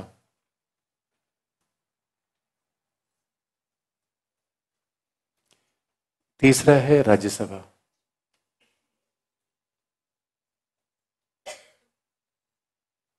house of people and house of state. Lok Sabha means house of people, Rajya Sabha means house of state. Parliament में तीन चीजें मिलकर बनती है, प्रेसिडेंट, लोकसभा और राज्यसभा। आपको याद दिलाते हैं, लोकसभा और राज्यसभा को मिलकर आप ये कह सकते हैं दैट इज विधायिका, लेजिस्लेचर।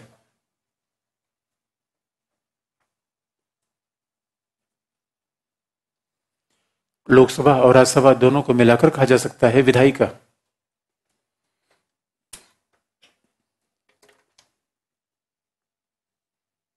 विधायिका, जबकि प्रेसिडेंट का मतलब है कार्यपालिका, एग्जीक्यूटिव।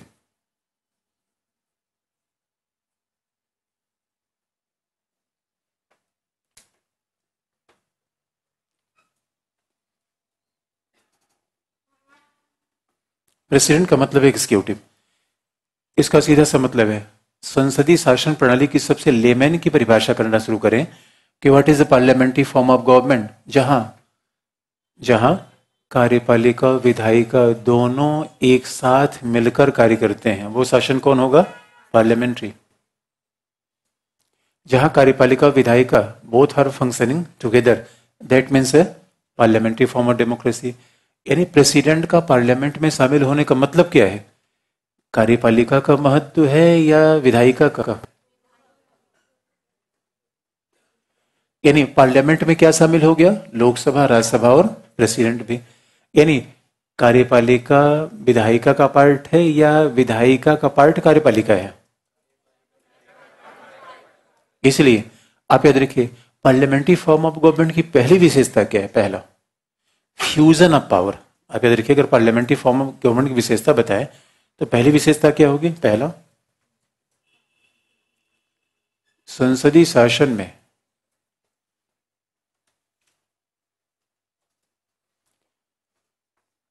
शासन में विधायक और कार्यपालिका के बीच शक्तियों का समन्वय होता है।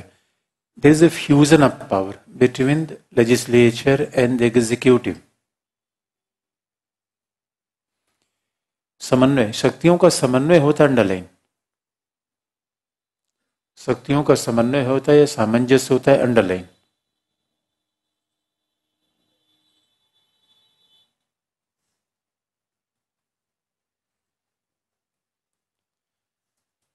अब शक्तियों का समन्वय होता है, सामंजस्य होता है, इसका मतलब है, अब साफ तौर पर देखेंगे, यानी यहां कार्यपालिका विधायिका मिलकर काम करती है। जबकि अब देखें, कार्यपालिका काम होता है पॉलिसी मेकिंग, कार्यपालिका काम होता है, और विधायक का काम है विधि का निर्माण। पॉलिसी मेकिंग, कार्यपालिका पॉलिसी मेकिंग करती है। मेक इन इंडिया क्या है? पॉलिसी है। डोमेस्टिक वायलेंस क्या है? लॉ है, एक्ट है। विधायिका विधि का निर्माण करती है, ये पॉलिसी का निर्माण करती है। पॉलिसी सरकार के बदलने के साथ बदल सकती है, विधि नहीं। विधि के उल्लंघन पे दंड मिलता है, पॉलिसी के उल्लंघन पे नहीं। स्टार्टअप कार्यक्रम क्या है? पॉलिसी है। अब सरकार कर स्टार्ट करो, मेरा स्टार्ट करने का मन नहीं कर रहा है, तो सरकार में लठ मारेगी? नहीं। देखिए, सरकार ने कहा डोमेस्टिक वायलेंस एक्ट, उसके बाद मैंने जाके पत्नी की धुनाई कर दी, बड़े घर में जाना तय है कि नहीं? तय है। तो आप याद रखिए, इसका मतलब है कार्यपालिका विधायिका जहां साथ साथ चले, वो शासन क्या कहलाएगा? Parliamentary form of government. और कार्यपालिका विधायिका साथ साथ कैसे चलते हैं? एग्जाम्पल आपको बता दें, क्योंकि हमारे यहां पूरे संविधान में लिखा गया है पूरी कार्यपालिका शक्तियां किसमें निहित है? राष्ट्रपति में। पूरी कार्यपालिका शक्तियां राष्ट्रपति में निहित है। ये आर्टिकल 52 में कॉन्स्टिट्यूशन लिखा हुआ है, entire executive power lies in president, और हमने प्रेसिडेंट को लिख दिया, पूरी कार्यपालिका शक्ति को बता दिया। लेकिन कार्यपालिका में प्रेसिडेंट के अलावा भी तो लोग हैं। कौन है? प्रधानमंत्री है, मंत्रिपरिषद है, इसका हम अलग अलग अध्ययन भी देखेंगे, इसका अलग अलग अध्ययन देखेंगे। तो थोड़ा सा हमें ये ध्यान रखना है कि एक चीज का उल्लेख करते समय किसी न किसी दूसरे का उल्लेख हमें करना ही पड़ जाता है, लेकिन जिसका हम विस्तार नहीं कर रहे हैं उसका मतलब अगले टॉपिक में उसका हम अलग से अध्ययन देखेंगे। तो आपको याद दिला दें, पार्लियामेंट्री फॉर्म ऑफ गवर्नमेंट का सीधा सा मतलब होता है कि जब हमने कहा कि entire executive power lies in the president, समूची कार्यपालिका शक्तियां राष्ट्रपति में निहित हैं, तो आपको याद दिला दे संविधान ऐसा मानता है आर्टिकल 52 में, लेकिन राष्ट्रपति क्या अकेले सारा काम कर सकता है क्या? इसलिए राष्ट्रपति को सहायता देने के लिए मंत्रिपरिषद है, राष्ट्रपति को सहायता देने के लिए प्रधानमंत्री है, राष्ट्रपति को सहायता देने के लिए प्रशासनिक अधिकारियों का पूरा जमावड़ा लगा हुआ है। तो सारे लोग कार्यपालिका में आएंगे। अब जरा सोच के देखिए, मोदी किसके पार्ट हैं? कार्यपालिका के। सुषमा स्वराज अभी जो चीन में गई हुई हैं, किसके पार्ट है? कार्यपालिका के। विदेश मंत्री, वाणिज्य मंत्री, रेल मंत्री, ये सब किसका पार्ट है? कार्यपालिका के। अब जरा सोच के देखिए, PM and council of minister, ये सब कार्यपालिका का पार्ट है। तो अब आप बताइए, इस संसदीय शासन की विशेषता क्यों मैं कह रहा हूं कि कार्यपालिका और विधायिका के बीच समन्वय सामंजस्य होता है। हमारे यहां कोई काउंसिल ऑफ मिनिस्टर का ऐसा मेंबर आप बताइए जो इसका या इसका मेंबर ना हो। कोई मंत्रिपरिषद का ऐसा सदस्य है जो लोकसभा या राज्यसभा का मेंबर ना हो? है या नहीं? धीरे से क्यों बोल रहे हैं? आप एक एक को जानते हैं? आप ऐसे को हो ही नहीं सकता। यही कार्यपालिका विधायिका का समन्वय है कि हमारे यहाँ काउंसिल ऑफ मिनिस्टर में जानने के लिए पहले कहां जाना पड़ेगा? किसी एक सदन में जाना पड़ेगा। तो बताइए, विधायिका कार्यपालिका का समन्वय हुआ कि नहीं हुआ?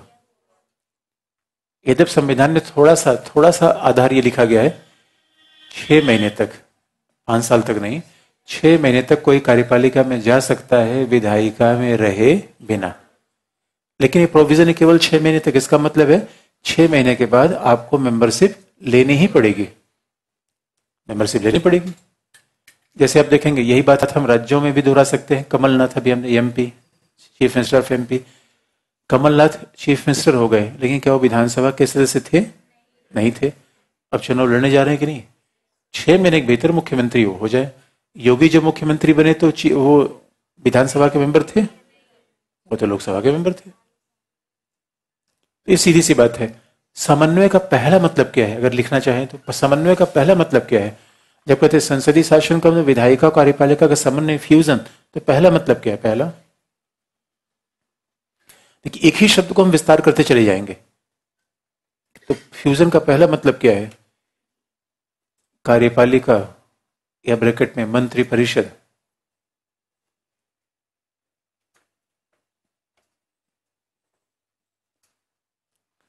कार्यपालिका या ब्रैकेट में मंत्रिपरिषद का सदस्य बनने के लिए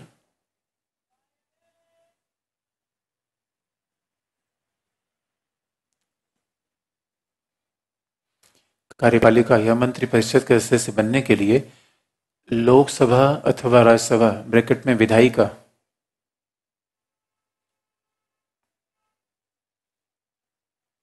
लोकसभा अथवा राज्यसभा की सदस्यता आवश्यक है।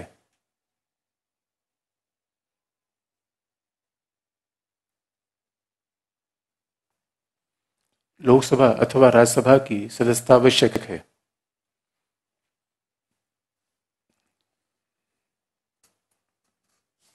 लोकसभा अथवा राज्यसभा की सदस्यता आवश्यक है। अब सवाल है, जरा सोच के देखिए, अगर संसद में तीनों आ जाते हैं तो संसद बड़ी संस्था हुई, राष्ट्रपति, लोकसभा या Rajya Sabha?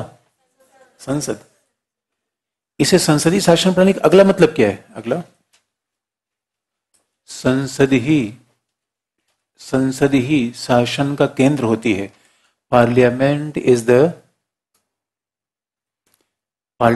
Is the focal point of the government. संसदीय ही शासन का केंद्र होती है, क्योंकि संसद से ही लोकसभा, राज्यसभा, संसद से ही लोकसभा, राज्यसभा, प्रधानमंत्री, मंत्रिपरिषद ब्रैकेट में कार्यपालिका,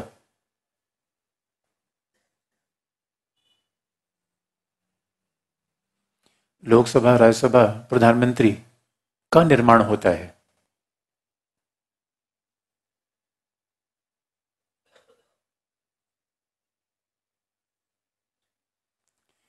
अब कैसे? अब जरा देखिए कैसे निर्माण होता है। अब क्यों संसद शक्ति केंद्र है? अब आपको पता है कि हमारे यहां आने वाले समय में लोकसभा का चुनाव होने वाला है। संसदीय शासन में फिर संसद केंद्र दिखा दें, बहुत इत्मीनान से इसे समझने की आवश्यकता है। ये जब भी आप एनसीईआरटी में पढ़ी, एक एक शब्द को इत्मीनान से कैसे क्या होता है। अब आने वाले समय में हमारे यहाँ लोकसभा का चुनाव होने वाला है। अब संसदीय शासन, इसका मतलब है नई संसद गठन होगा। तो हमारे यहाँ कार्यपालिका का निर्वाचन होता है या विधायिका का? बहुत ध्यान से आप देखिएगा, हमारे यहां प्रधानमंत्री और मंत्रिपरिषद का निर्वाचन अलग से नहीं होता।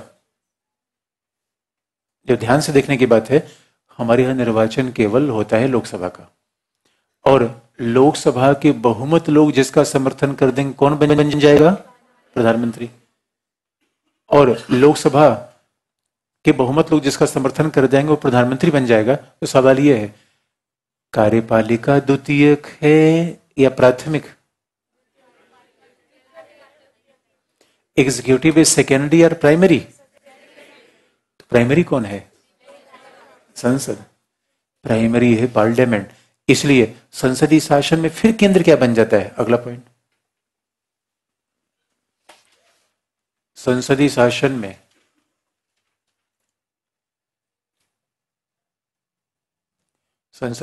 में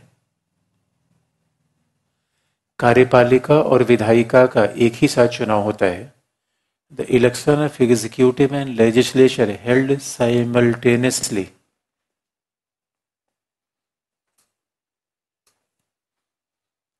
कार्यपालिका और विधायिका का एक ही साथ चुनाव होता है।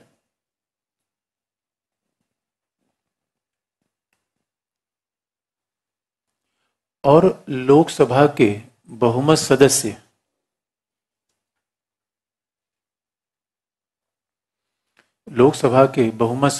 जिस व्यक्ति का समर्थन करें,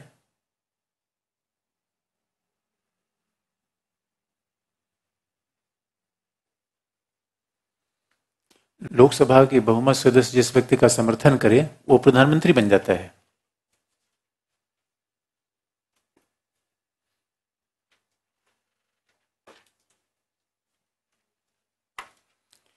लोकसभा के बहुमत सदस्य जिस व्यक्ति का समर्थन करे, any member who is supported by the majority of Lok Sabha becomes PM. लेकिन याद रखिए, मैं सिद्धांत की बात बता रहा हूं, व्यवहार हो सकता है इससे अलग हो जाए। अभी व्यवहार में आऊंगा, जरा सोचिए। पिछली बार नारा क्या दिया गया? अब की बार मोदी सरकार। मतलब ये बताइए, और कहते मोदी है तो मुमकिन है, मतलब बाकी लोग हैं तो क्या है? अच्छा, ये बताइए, अब की बार मोदी सरकार तो पीएम ने सांसदों का चुनाव करवाया, सांसदों ने पीएम का चुनाव करवाया। मतलब अगर पीएम सांसदों का चुनाव करवाता है, यही संसदीय शासन का लक्षण है या नहीं? इसका मतलब व्यवहार अलग हो सकता है, व्यवहार फरमाएंगे। ये जिन्होंने थोड़ा पढ़ा होगा उनके मन बेचैनी से हो गई, यार सर बता रहे हैं कि लोकसभा के लोग चुनते हैं पीएम, हमने तो कुछ और देखा है। एकदम सही देखा है आपने। मैं सिद्धांत की बात कर रहा हूं, व्यवहार में हो सकता है बड़ी इधर उधर चीजें हो जाए। इसलिए संविधान और पॉलिटी में यही तो फर्क है। संविधान जिस मान्यताओं को बताता है, प्रैक्टिस में ऐसा हो रहा हो जरूरी नहीं है। ये पहले हम क्या देखते हैं? सिद्धांत। और सिद्धांत देखेंगे तभी तो व्यवहार को देख पाएंगे। पहले हम ध्यान से सिद्धांत देखें, सिद्धांत कैसे चलता है। इसलिए अब सवाल है फिर इस बात से, संसद शक्ति का केंद्र है, कार्यपालिका नहीं। कार्यपालिका नहीं क्योंकि कार्यपालिका संसद का बच्चा है। यानी संसद है तो कार्यपालिका है, कार्यपालिका है तो संसद है। कार्यपालिका संसद से बनी या संसद कार्यपालिका से बनी? तो सवाल है कौन किसके प्रति उत्तरदायी होगा? अगला पॉइंट,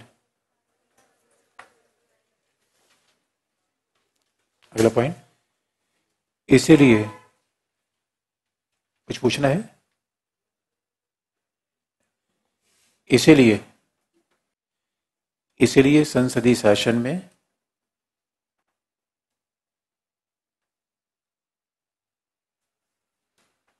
इसलिए संसदीय शासन में इसलिए संसदीय शासन में कार्यपालिका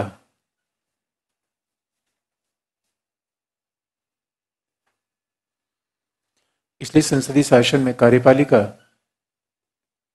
लोकसभा के प्रति सामूहिक रूप में उत्तरदायी होती है। Therefore in parliamentary form of government executive और council of minister is collectively responsible towards Lok Sabha. collectively responsible underline.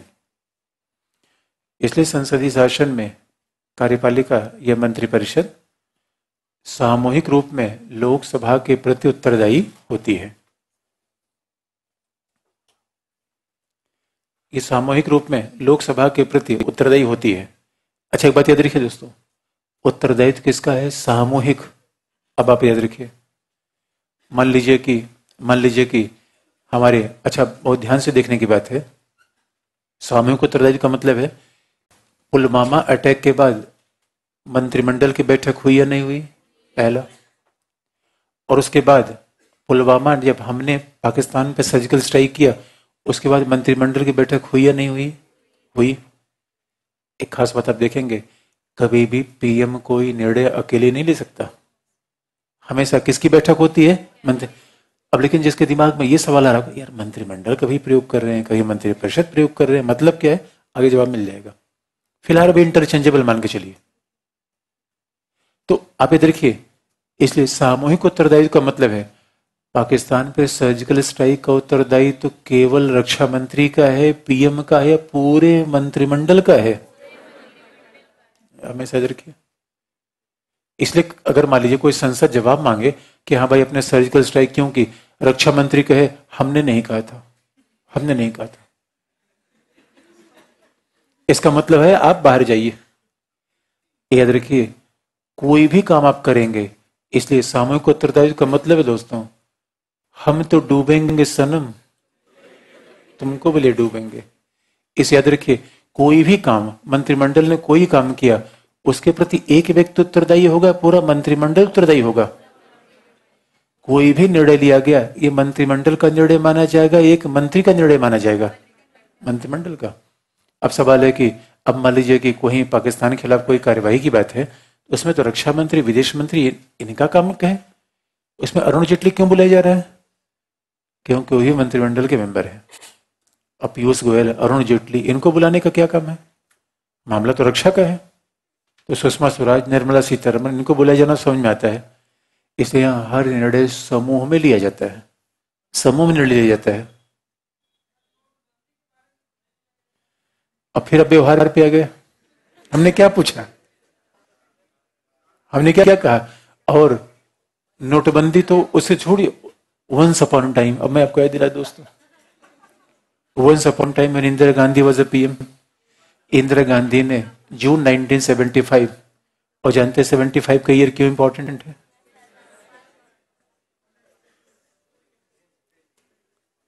क्यों इंपॉर्टेंट है? 16 फिल्म रिलीज हुई थी। 1975 वाज हिस्टोरिकल ईयर। और 12 बजे रात इंदिरा गांधी ने जून 1975 12 बजे रात आपातकाल घोषणा की। और आपातकाल की जैसे घोषणा की तो यही सवाल फखरुद्दीन अली अहमद ने पूछा तत्कालीन राष्ट्रपति, जो आप पूछ रहे हैं कि मैडम ये बताओ 12 बजे रात मंत्रिमंडल की बैठक बुलाई थी क्या, अकेले निर्णय किया या मंत्रियों से पूछा? इंदिरा गांधी ने कहा तुम ये सवाल पूछोगे, ये सवाल पूछोगे अहमद साहब? आपको पता नहीं कि आपकी औकात क्या थी? राष्ट्रपति आप किसने बनवा दिया? अहमद का दिखाओ, मैडम बुरा मत मानना, उनका बुरा मान के ही साइन करो, साइन करो। याद रखिए, इंदिरा गांधी, मैं फिर कह रहा हूं, ये सिद्धांत है, व्यवहार अलग हो सकता है, और वही हाल अभी रिपीट हो रहा है। मोदी के सामने मंत्रिमंडल कोई सदस्य खड़ा नहीं हो सकता, खड़ा नहीं हो सकता। आपको क्या लगता है देश का रक्षा मंत्री कौन? मोदी। विदेश मंत्री कौन? मोदी। अजीब सी बात है यार, ये कौन सा मोदी है तो मुमकिन है, मंत्रिमंडल है तो मुमकिन है, मोदी है तो मुमकिन है। यार ये बताइए, ये संसदीय शासन है या कुछ और है? आगे आपको बताएंगे। आपने ध्यान दिया होगा, अमेरिका में से ट्रम्प सामने आता है, अमेरिका में शासन वैसा है, हमारे यहाँ ऐसा नहीं है। इन्होंने फिर कहा सिद्धांत अलग हो सकता है, व्यवहार अलग हो सकता है। अब जरा सोच के देखिए, क्यों प्रधानमंत्री की भूमिका पहले आ रही है? ये हमने फ्रांस के साथ राफेल का समझौता डिफेंस मिनिस्टर का दायित्व था या प्रधानमंत्री का दायित्व था? अंतिम तो प्रधानमंत्री ने करवाया। और यहां तक कि मोदी गए हुए थे जापान की यात्रा में, तो जापान के बिजनेसमैन ने कहा कि सर आप तो कहते हैं कि वेलकम इंडिया, सब इंडिया में हम रेड कारपेट वेलकम दे देंगे, अच्छी बात करेंगे, आपके ब्यूरोक्रेट्स बहुत प्रॉब्लम करते हैं। उनका चिंता की बात नहीं, अब आप आओ, आपके लिए हम पीएमओ में स्पेशल सेल बनाएंगे आपके इन्वेस्टमेंट के लिए। सुषमा स्वराज ने बैठे कहा सर क्या बात कर रहे हो आप, पीएमओ में सेल बनेगा तो विदेश मंत्रालय क्या करेंगे? चुप सुषमा, चुप हो जा।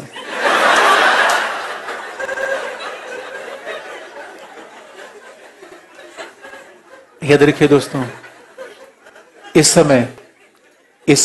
समय जितने भी मंत्री हैं, याद रखिए मोदी की कृपा पे है। निर्मला सीतारमन राज्यसभा से है, क्यों मंत्री हैं? मोदी की कृपा पे। पीयूष गोयल, और जो मोदी से टकराएगा उसका हाल आडवाणी जैसा हो जाएगा। कमाल बात है। अब बताइए, ये व्यवहार है, तो आप अभी जरा सिद्धांत और व्यवहार में फर्क करें। क्यों सिद्धांत व्यवहार में फर्क नहीं करेंगे, पीटी का सवाल गलत करके चले आएंगे। ध्यान से पढ़ने की आवश्यकता है। प्रीलिम्स में आपको सिद्धांत देखना है, और सिद्धांत व्यवहार कंफ्यूजन बना रहेगा, प्रीलिम्स वाला सवाल गड़बड़ करके चले आएंगे। अभी भी सिद्धांत पे जाए, सिद्धांत में क्या होता है? तो संसदीय शासन में अगला पॉइंट। अच्छा, फिर आपको बता दें, जब हम कहते हैं सामूहिक उत्तरदायित्व, तो इसका मतलब है संसदीय शासन में निर्णय एक व्यक्ति का होता है, पूरे कैबिनेट का होता है। इसलिए पिछली बार प्रीलिम्स एग्जाम में आपने देखा होगा, एग्जामिनर ने सवाल पूछा था कि कैबिनेट शासन से क्या मतलब होता है, यानी उसने संसदीय शासन किस रूप में पूछ लिया? कैबिनेट शासन के रूप में। तो संसदीय शासन में स्थितियां समूह में होती हैं, और सब लोग सामूहिक रूप में रिस्पॉन्सिबल किसके प्रति होते हैं? लोकसभा के प्रति रिस्पॉन्सिबल है। इसका मतलब फिर अंतर संबंध आ गया, दोनों के अंतर संबंध बार बार आ रहे हैं। लोकसभा से आप बनेंगे, राज्यसभा से आप बनेंगे, और रिस्पॉन्सिबल किसके प्रति होंगे? लोकसभा से। अब रिस्पॉन्सिबल होने का मतलब क्या है? अगला पॉइंट,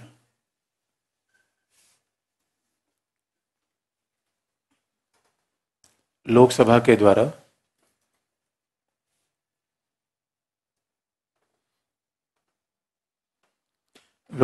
द्वारा मंत्री परिषद के विरुद्ध, लोकसभा के द्वारा मंत्री परिषद के विरुद्ध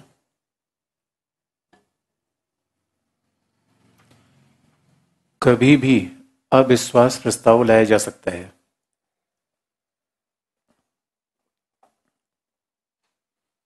Lok Sabha can pass a resolution against the council of minister और no confidence motion against the council of minister. अविश्वास प्रस्ताव अंडरलाइन, मंत्रिपरिषद के विरुद्ध कभी भी अविश्वास प्रस्ताव लाया जा सकता है। इसलिए संसदीय शासन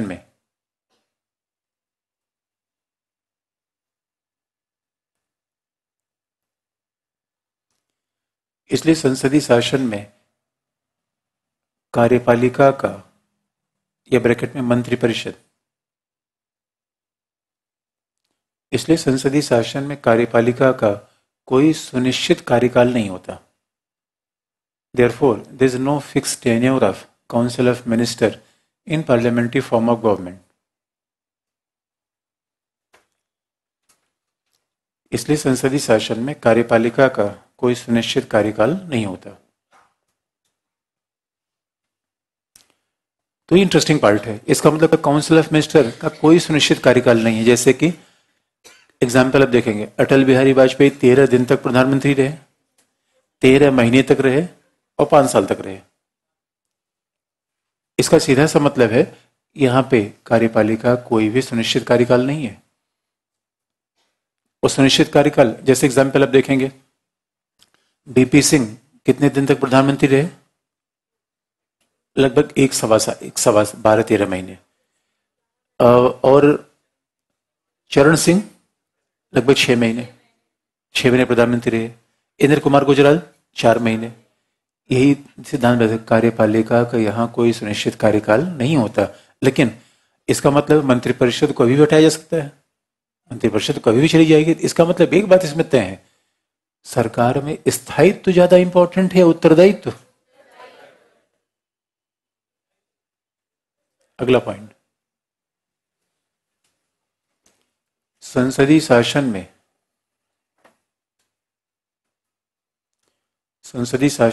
उत्तरदायित्व को सर्वाधिक महत्व दिया जाता है।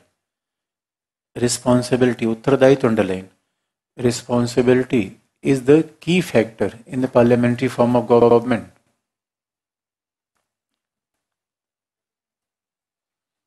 संसदीय शासन में उत्तरदायित्व को सर्वाधिक महत्व दिया जाता है।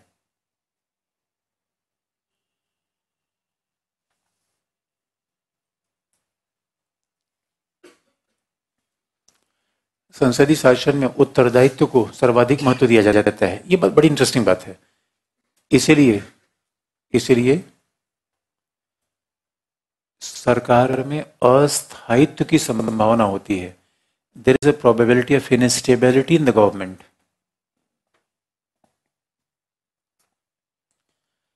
इसलिए सरकार में अस्थायित्व की संभावना होती है।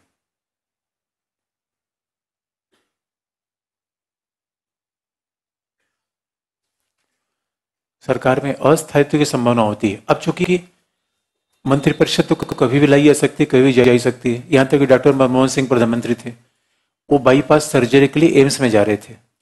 उसी समय विपक्षी दल ने अविश्वास प्रस्ताव लाया। लोगों का यार अभी तो रोक देते, कहना ना मनु भाई घटाओ, अभी हटने चाहिए। इसका मतलब कि हमारे यहाँ कोई भी व्यक्ति मंत्रिपरिषद में तब तक रहेगा जब तक लोकसभा उसका समर्थन करती रहे। अब इसका मतलब है कि मंत्रिपरिषद तो कभी भी हट सकता है। इसका मतलब शासन का मुखिया बार बार खाली हो, ये बिल्कुल अच्छी बात नहीं है। इसलिए संसदीय शासन में एक और भी कार्यपालिका बुलाया गया, राष्ट्रपति। इसलिए आप देखेंगे यहां 2 कार्यपालिका होती है, हाथी का दांत दिखाने का और खाने का और। तो आप याद रखिए, कोविद कौन है? दिखाने वाले दांत। और याद रखिए दोस्तों, आपको भी बचपन में ऐसा ही लगता होगा, हाथी के दांत बाहर हैं तो खाती कैसे है ये? खाने का दांत तो वही नहीं है। आप याद रखिए, इसलिए कोविड का महत्व ज्यादा है या मोदी का? न्यूज में कौन रहता है?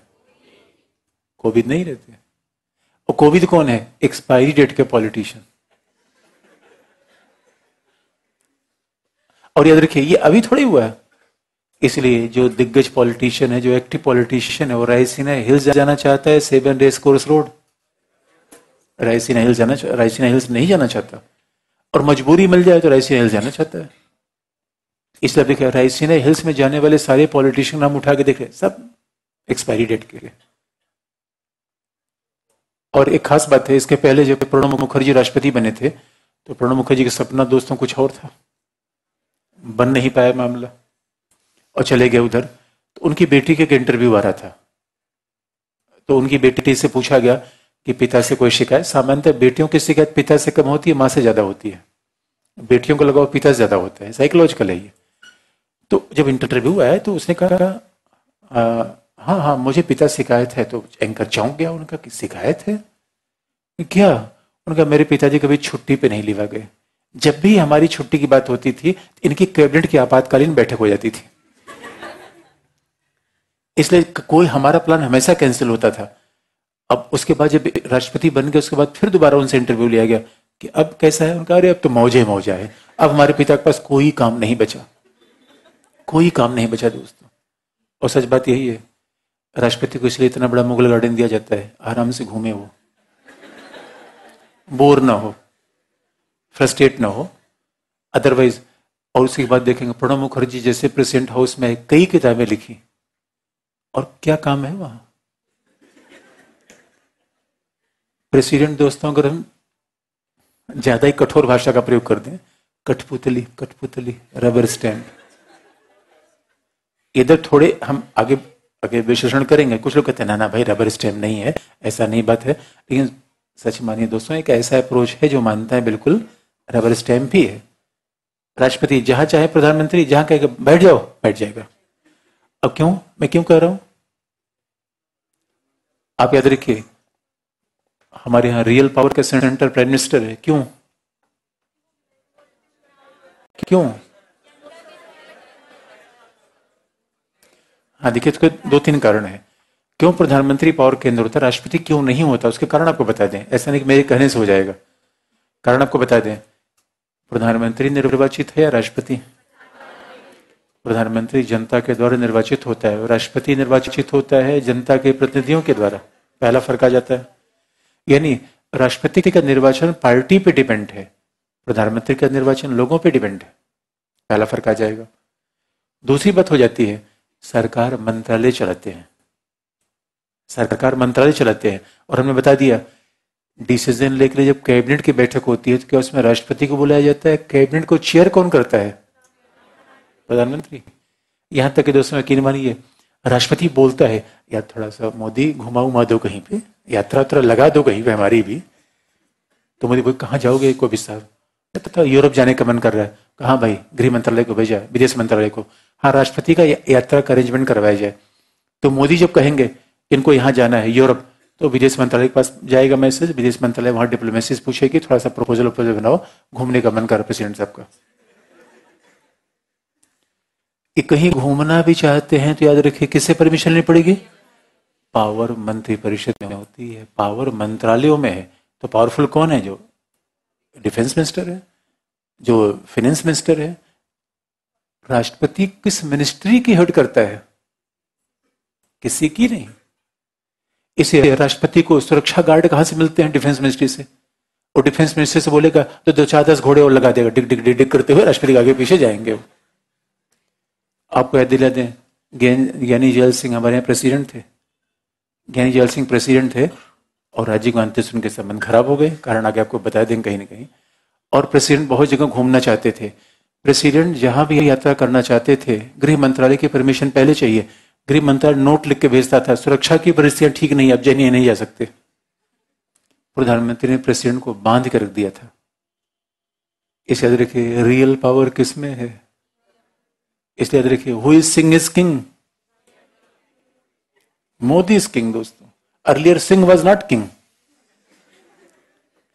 उन्होंने कहा व्यवहार कुछ और हो सकता है कोई प्रधानमंत्री ऐसा रहा हो जो राष्ट्रपति से भी कमजोर हो गया हो।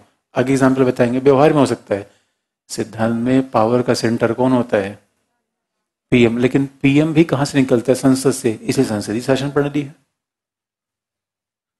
इसलिए अगला पॉइंट,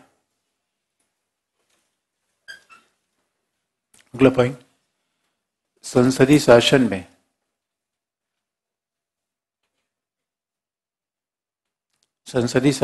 में दो प्रकार की कार्यपालिका होती है। There is a dual executive in parliamentary form of government.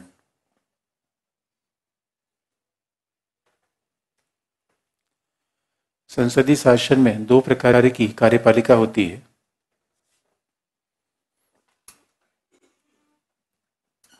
दो प्रकार की कार्यपालिका होती है। पहला संवैधानिक,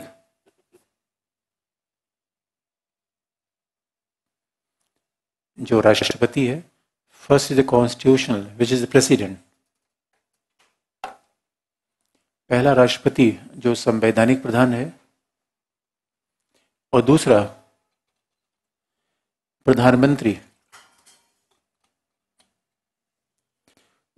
प्रधानमंत्री जो वास्तविक प्रधान है। अच्छा, एक्सीडेंटल प्राइम मिनिस्टर फिल्म देखी कि नहीं आपने? हाँ, तो जरूर देखिएगा इस बात को। दूसरा प्रधानमंत्री जो वास्तविक प्रधान है। अब हम हर शब्द का देखिए, जब हम शब्द का प्रयोग करते हैं कि संवैधानिक राष्ट्रपति संवैधानिक प्रधान है, प्रधानमंत्री वास्तविक प्रधान है, तो हमें शब्द के मतलब जरा हम आपको याद दिला दें। अब आप देखिए कि यहां संविधान को कई बार रिफर करने की आवश्यकता होती है। आप संविधान में कहीं भी पढ़ के जाइए, संविधान में कुछ भी लिख लीजिए, तो आपको याद दिला दें कि हमारे यहाँ प्रधानमंत्री की नियुक्ति कौन करता है? अब इतनी बात तो आप जानते होंगे, जिनका उल्लेख करना भी है। यूपीएससी के चेयरपर्सन की नियुक्ति कौन करता है? मानव अधिकार आयोग का अध्यक्ष नियुक्ति कौन करेगा? राज्यपाल की नियुक्ति कौन करेगा? क्षमा कौन देगा? सारे काम राष्ट्रपति के नाम से कि नहीं? संविधान में आप चले जाइए, प्रधानमंत्री का कोई काम ही नहीं है, सारा काम राष्ट्रपति का है।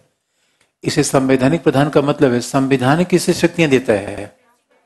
प्रेसिडेंट को।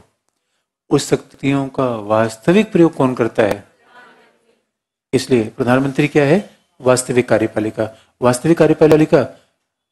वास्तविक कार्यपालिका का सीधा सा मतलब है जो मंत्रालयों का मुखिया है, जो मंत्रालयों के बीच समन्वय सामंजस्य कर सकता है, जो मंत्रालयों को बांट सकता है, बदल सकता है, बाहर कर सकता है। ये राष्ट्रपति नहीं करता। जैसे आपने सोनाक्षी सिन्हा के पापा, अब याद है, शत्रुघ्न सिन्हा, ये सरकार से नाराज क्यों चल रहे हैं? क्यों? याद रखिए, ये प्रधानमंत्री का विशेष अधिकार होता है कि लोगों को बाहर करके रखे। नाराज चल रहे हैं। अब भाई जिसको मंत्री राजीव प्रताप रूडी बाहर किया कि नहीं? और अभी तो दोस्तों, अभी तो उमा भारती कई मंत्रालय के बैठी थी। मोदी ने कहा मैडम क्या गंगा की सफाई हुई? उन्होंने कहा नहीं, कर दूंगी। मोदी ने कहा मैं तुम्हारी सफाई कर दूंगा, तुम भागो यहां से। और सवाल है कि अब वो मंत्रालय छोड़ने को तैयार नहीं थे। उनका मैं पूरे हिंदुस्तान से आकर बोलूंगा देखो महिला के साथ कैसा बर्ताव किया। इसलिए अब देखिए, इस समय सबसे ज्यादा मिनिस्ट्री किसके पास है? नितिन गडकरी। किसके कारण? प्रधानमंत्री कारण। इसे प्रधानमंत्री is king, real king is प्रधानमंत्री। वो सबसे ज्यादा मिनिस्ट्रीज में मोदी को है। पीयूष गोयल को अपग्रेड किया गया, स्मृति ईरानी को नीचे लाया गया। एचआरडी से कपड़ा नीचे है कि नहीं दोस्तों? कहा मानव संसाधन मंत्री, कहा कपड़ा। अब कपड़े में क्या बचा हुआ यार? रेमंड कपड़ा है कि किसका कपड़ा? कपड़ा देखो। अरे एचआरडी मिनिस्ट्री है तो सारी यूनिवर्सिटीज में आप है, सेंट्रल यूनिवर्सिटी के बुद्धिजीवियों के साथ है। अब कपड़ा बुनकरों के साथ आप बैठ के मजा करो, साड़ी बनवाओ, कपड़ा मिनिस्ट्री लो। इसलिए प्रधानमंत्री किसी को ऊपर कर सकता है, किसी को बाहर, और किसी को बिना कोई कारण बताए कर सकता है। इसलिए संसदीय शासन में सेंटर में तो संसद होगी, सेंटर में संसद होगी, और दो प्रकार के संवैधानिक प्रधान हो जाएंगे। इसलिए आप याद रखिए, हमारे यहां राष्ट्रपति क्यों हमेशा रहता है? अब राष्ट्रपति क्यों बनाएगा? इसका बड़ा विजन है। संवैधानिक प्रधान राष्ट्रपति है, लेकिन शासन में कभी अंतराल न होने पाए, इसलिए हमेशा हमारे राष्ट्रपति होता है। जैसे आप देखेंगे कि 84 में इंदिरा गांधी की डेथ हो गई। इंदिरा गांधी की डेथ हुई तो स्वाभाविक रूप में अगर राष्ट्रपति न रहा होता तो देश का प्रधान ही कोई नहीं है। अब समझ लीजिए शासन के हिसाब से कितनी बड़ी क्राइसिस है। तो ऐसे समय हमारे देश पर कोई अटैक कर दे, कौन किसको आदेश देगा? आप याद रखिए, शासन चलाना बड़ा डिफिकल्ट काम होता है। अब कंटिजेंसी आप सोच रहे हैं कि हमारे यहाँ मंत्रिपरिषद नहीं हो गई, क्योंकि प्रधानमंत्री के मरने का मतलब है मंत्रिपरिषद भी गई, मंत्रिपरिषद चली जाएगी। इस वजह से इंदिरा गांधी की जब डेथ हुई, अब आप देखेंगे, इसलिए हमारे राष्ट्रपति है कि प्रधानमंत्री कभी भी जा सकता है। राष्ट्रपति पावर को खाली नहीं होने देगा। जब इंदिरा गांधी की डेथ हुई थी उस समय राष्ट्रपति बाहर थे और राजीव गांधी बाहर थे, प्रणब मुखर्जी, तीन लोग बाहर थे। प्रणब मुखर्जी, राजीव गांधी वेस्ट बंगाल की यात्रा पे थे, राष्ट्रपति विदेश यात्रा पे थे, पश्चिम एशिया। जैसे फोन आया, इंदिरा गांधी को 2500 गोलियां लगी थी, ऑन स्पॉट वो डेड थी। डेथ अनाउंस नहीं किया गया, 6 घंटे रोका गया। सिंहासन खाली नहीं होना चाहिए। 6 घंटे उनके डेथ अनाउंसमेंट को रोका गया। और जब राष्ट्रपति आ गए, जब राष्ट्रपति आ गए और तय हो गया कि अगला प्रधानमंत्री किसे बनाया जाएगा, कांग्रेस दल की बैठक हुई तुरंत और नाम बढ़ा दिया गया राजीव गांधी का। और जब ये अनाउंस हो गया कि राजीव गांधी को नाम एक्सेप्टेड है, 1 मिनट पहले अनाउंस कर दिया गया इंदिरा गांधी अब नहीं रही, और अगले मिनट राजीव गांधी को प्रधानमंत्री के रूप में अपॉइंट कर दिया गया। प्रेसिडेंट का होना जरूरी है या नहीं है? तो प्रेसिडेंट क्या करता है? अंतराल नहीं होने देता। इसे संसदीय शासन में अब आप देखेंगे संसद। और दूसरा, जब हम संसदीय शासन की बात करते हैं तो रिस्पॉन्सिबल गवर्नमेंट, और संसदीय शासन रिस्पॉन्सिबिलिटी कैसी? अगला पॉइंट। अभी बात है कि एक ही शब्द को हम खींचे चले जा रहे हैं, भाई यही तो विशेषण है। शब्द हमारे एक ही है कि संसदीय शासन। संसद से क्या क्या निकल रहा है उसी को हम आगे बढ़ते जा रहे हैं। अगला पॉइंट, संसदीय शासन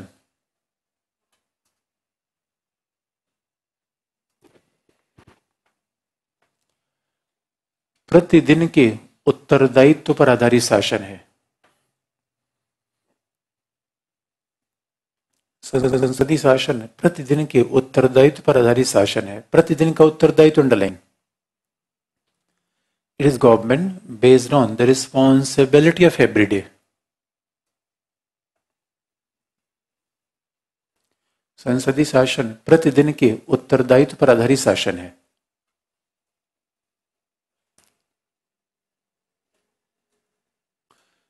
जिसके माध्यम से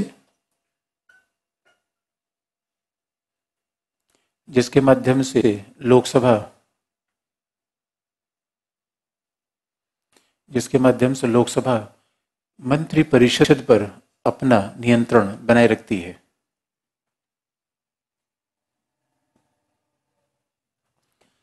प्रतिदिन के उत्तरदायित्व पर आधारित शासन, इसके माध्यम से लोकसभा मंत्री परिषद पर अपना नियंत्रण बनाए रखती है।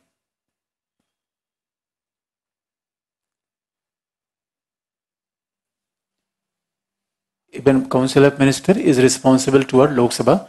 और आप देखेंगे ये उत्तरदायित्व बनाए रखने के तमाम तरीके हैं और एक एक तरीके की बात करेंगे। जैसे अब संसदीय शासन में प्रतिदिन का उत्तरदायित्व कैसे होता है।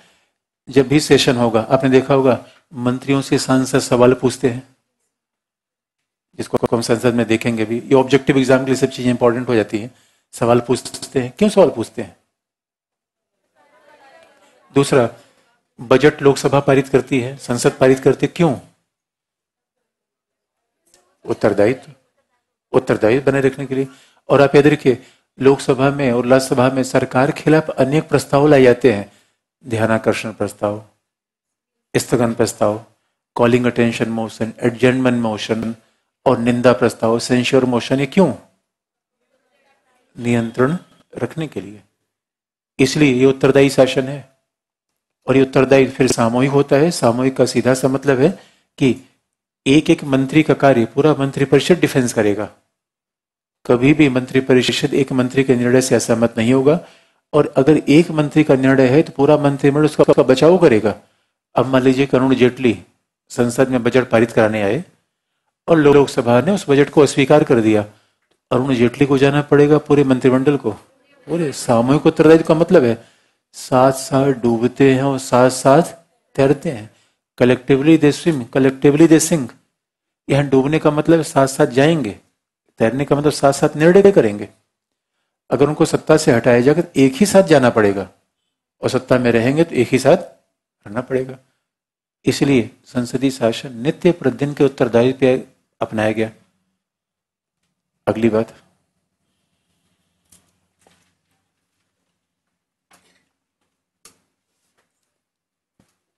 संसदीय शासन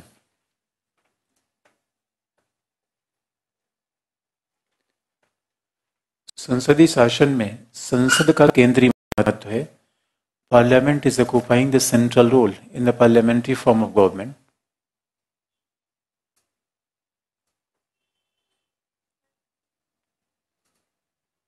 संसदीय शासन में संसद का केंद्रीय महत्व है, परंतु कार्यपालिका में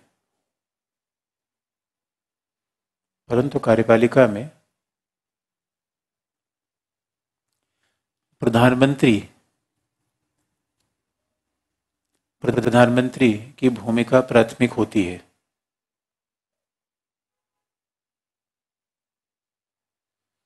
कार्यपालिका में प्रधानमंत्री की भूमिका प्राथमिक होती है। In executive prime minister is first among the equals. प्रधानमंत्री की भूमिका प्राथमिक होती है,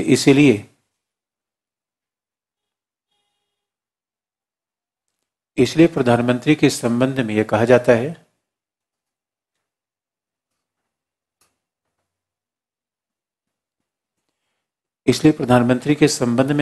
है कि प्रधानमंत्री समकक्षों में प्रधान है। He is the first among equal. इसलिए प्रधानमंत्री के बारे में कहा जाता है प्रधानमंत्री समकक्षों में प्रधान है। He is first among equal. अब देखिए, इसको शब्द को ध्यान समझने की आवश्यकता है। ये फर्स्ट एमंग इक्वल्स किसके बराबर और किसके समकक्ष? समकक्षों प्रधान। तो सवाल है किसके समकक्ष? मंत्रियों के समकक्ष। किससे प्रधान? मंत्रियों से प्रधान। ये बात अजीब सी लग रही है कि भाई मंत्रियों के समकक्ष भी है, मंत्रियों के प्रधान भी है। तो मंत्रियों के समकक्ष इसलिए है, आप इधर याद रखिए, इस समय जितना मिनिस्ट्री नितिन गडकरी के पास है उतना पीएम के पास नहीं है। पीएम, और हमारे यहाँ परंपरा है, इंग्लैंड में जहां हमने संसदीय शासन लिया, इंग्लैंड में तो पीएम कोई मिनिस्ट्री रखता ही नहीं। जैसे दिल्ली में केजरीवाल के पास कोई मिनिस्ट्री नहीं है। क्यों? क्योंकि सभी मिनिस्ट्री है। भाई कोई मिनिस्ट्री न लेने का मूल कारण क्या है कि प्रधानमंत्री सभी मिनिस्ट्री को निर्देश देगा, सभी के बीच समन्वय करेगा, सभी का सामंजस्य करेगा। तो हमारे यहाँ जितने मंत्री हैं वो एक मंत्रालय के मुखिया हैं। अच्छा, हमारी परंपरा ब्रिटेन से थोड़ी अलग है। हमारे यहाँ कार्मिक मंत्रालय का मुखिया हमेशा प्रधानमंत्री होता है। कार्मिक मंत्रालय का मुखिया होता है, यानी जिसके अंतर्गत आईएएस अधिकारी आते हैं, उसका हेड स्वयं पीएम है। इसे मसूरी में पिछला बैच अभी ट्रेनिंग करके निकला था और पीएम उनसे भेंट करने गए थे। ये सिविल सर्विसेज की ताकत है जो किसी और सेवा में मिलती नहीं। किसी और सेवा में जिंदगी भर बहुत टॉप पे रह सकते हैं, पीएम सीएम से भेंट करने का मौका ही आपको नहीं मिलेगा। यहाँ सोचिए 1 साल सेवा के नहीं हुआ और पीएम खुद ही आ रहा है, क्या हाल चाल है, आओ हमारे पास काम करने के लिए। तो कार्मिक मंत्रालय पहला। दूसरा, और कुछ विभाग उसके पास होते हैं, परमाणु ऊर्जा विभाग और महासागरीय विभाग। ये 3 चीजें पीएम के पास होती है। उसके अलावा पीएम और भी चाहे कुछ रख सकता है। जैसे नेहरू विदेश मंत्रालय हमेशा अपने पास रखते थे। विदेशी मामलों में उनको बड़ी दिलचस्पी थी, विदेशी लोगों में भी। तो ये पीएम की मर्जी है कि जो मंत्रालय किसी और के पास नहीं है। और याद रखिए, जो मंत्रालय उस समय किसी के पास नहीं है वो किसके पास माना जाएगा? जब डॉक्टर मनमोहन सिंह कोयला घोटाले में फंसे हुए थे, डॉक्टर मनमोहन सिंह बहुत ईमानदार व्यक्ति थे। तो डॉक्टर मनमोहन सिंह की ईमानदारी पे कोई शक नहीं है। हाँ, अब उनका प्रयोग बहुत सारे लोगों ने कर लिया, बात अलग है। बोल नहीं पाते दोस्तों, अब बोलते प्रधानमंत्री नहीं हो पाते, बात पे सीधा सा इक्वेशन था। तो कोयला घोटाला जब हुआ था तो उस समय कोयला मंत्री कोई था ही नहीं। इसका मतलब कोयला मंत्री कौन होगा? प्रधानमंत्री। इसलिए पहला क्यों है? क्योंकि, अगला लिख लीजिए, प्रधानमंत्री समकक्ष है क्योंकि प्राइम मिनिस्टर इज इक्वल। प्रधानमंत्री समकक्ष है क्योंकि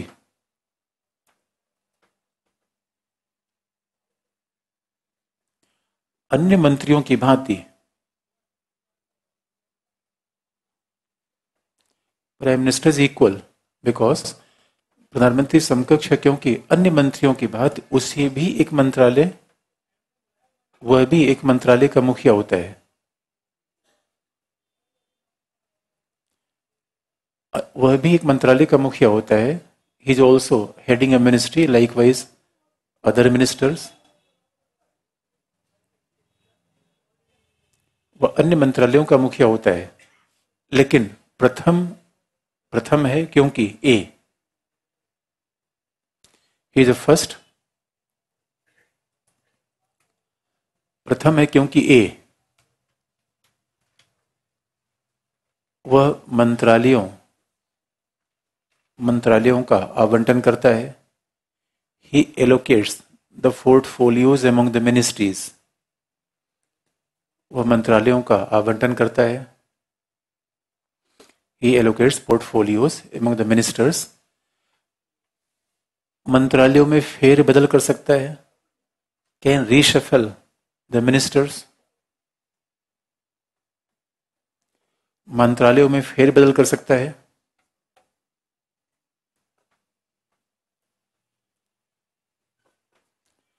मंत्रालयों में फेर बदल कर सकता है। तीसरा, मंत्रिमंडल के बैठक की अध्यक्षता करता है। ही always chairs the meeting of cabinet. मंत्रिमंडल के बैठक की अध्यक्षता करता है।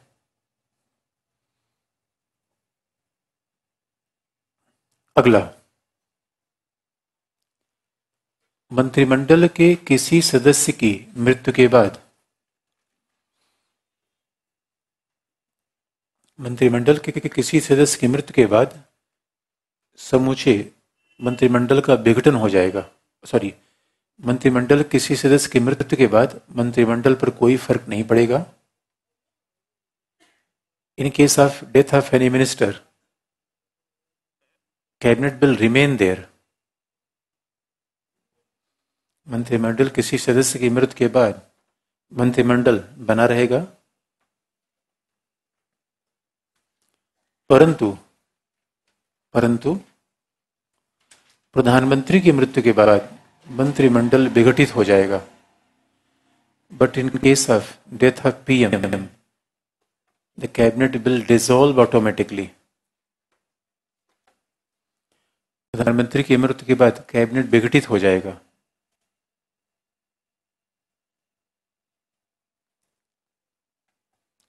और अगला, प्रधानमंत्री राष्ट्रपति और मंत्रिमंडल के बीच कड़ी के रूप में कार्य करता है। Prime minister works as a link between the president and the council of minister. प्रधानमंत्री राष्ट्रपति और मंत्रिपरिषद के बीच कड़ी के रूप में कार्य करता है।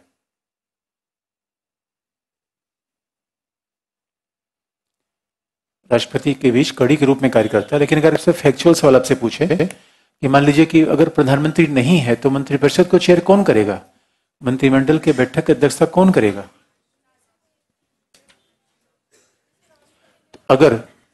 अगर प्रधानमंत्री अनुपस्थित है, विदेश यात्रा पे है, बीमार है, तो मंत्रिमंडल की अध्यक्षता वो करेगा जिसको खुद प्रधानमंत्री बोले, वो चेयर करेगा। ऐसी परंपरा है।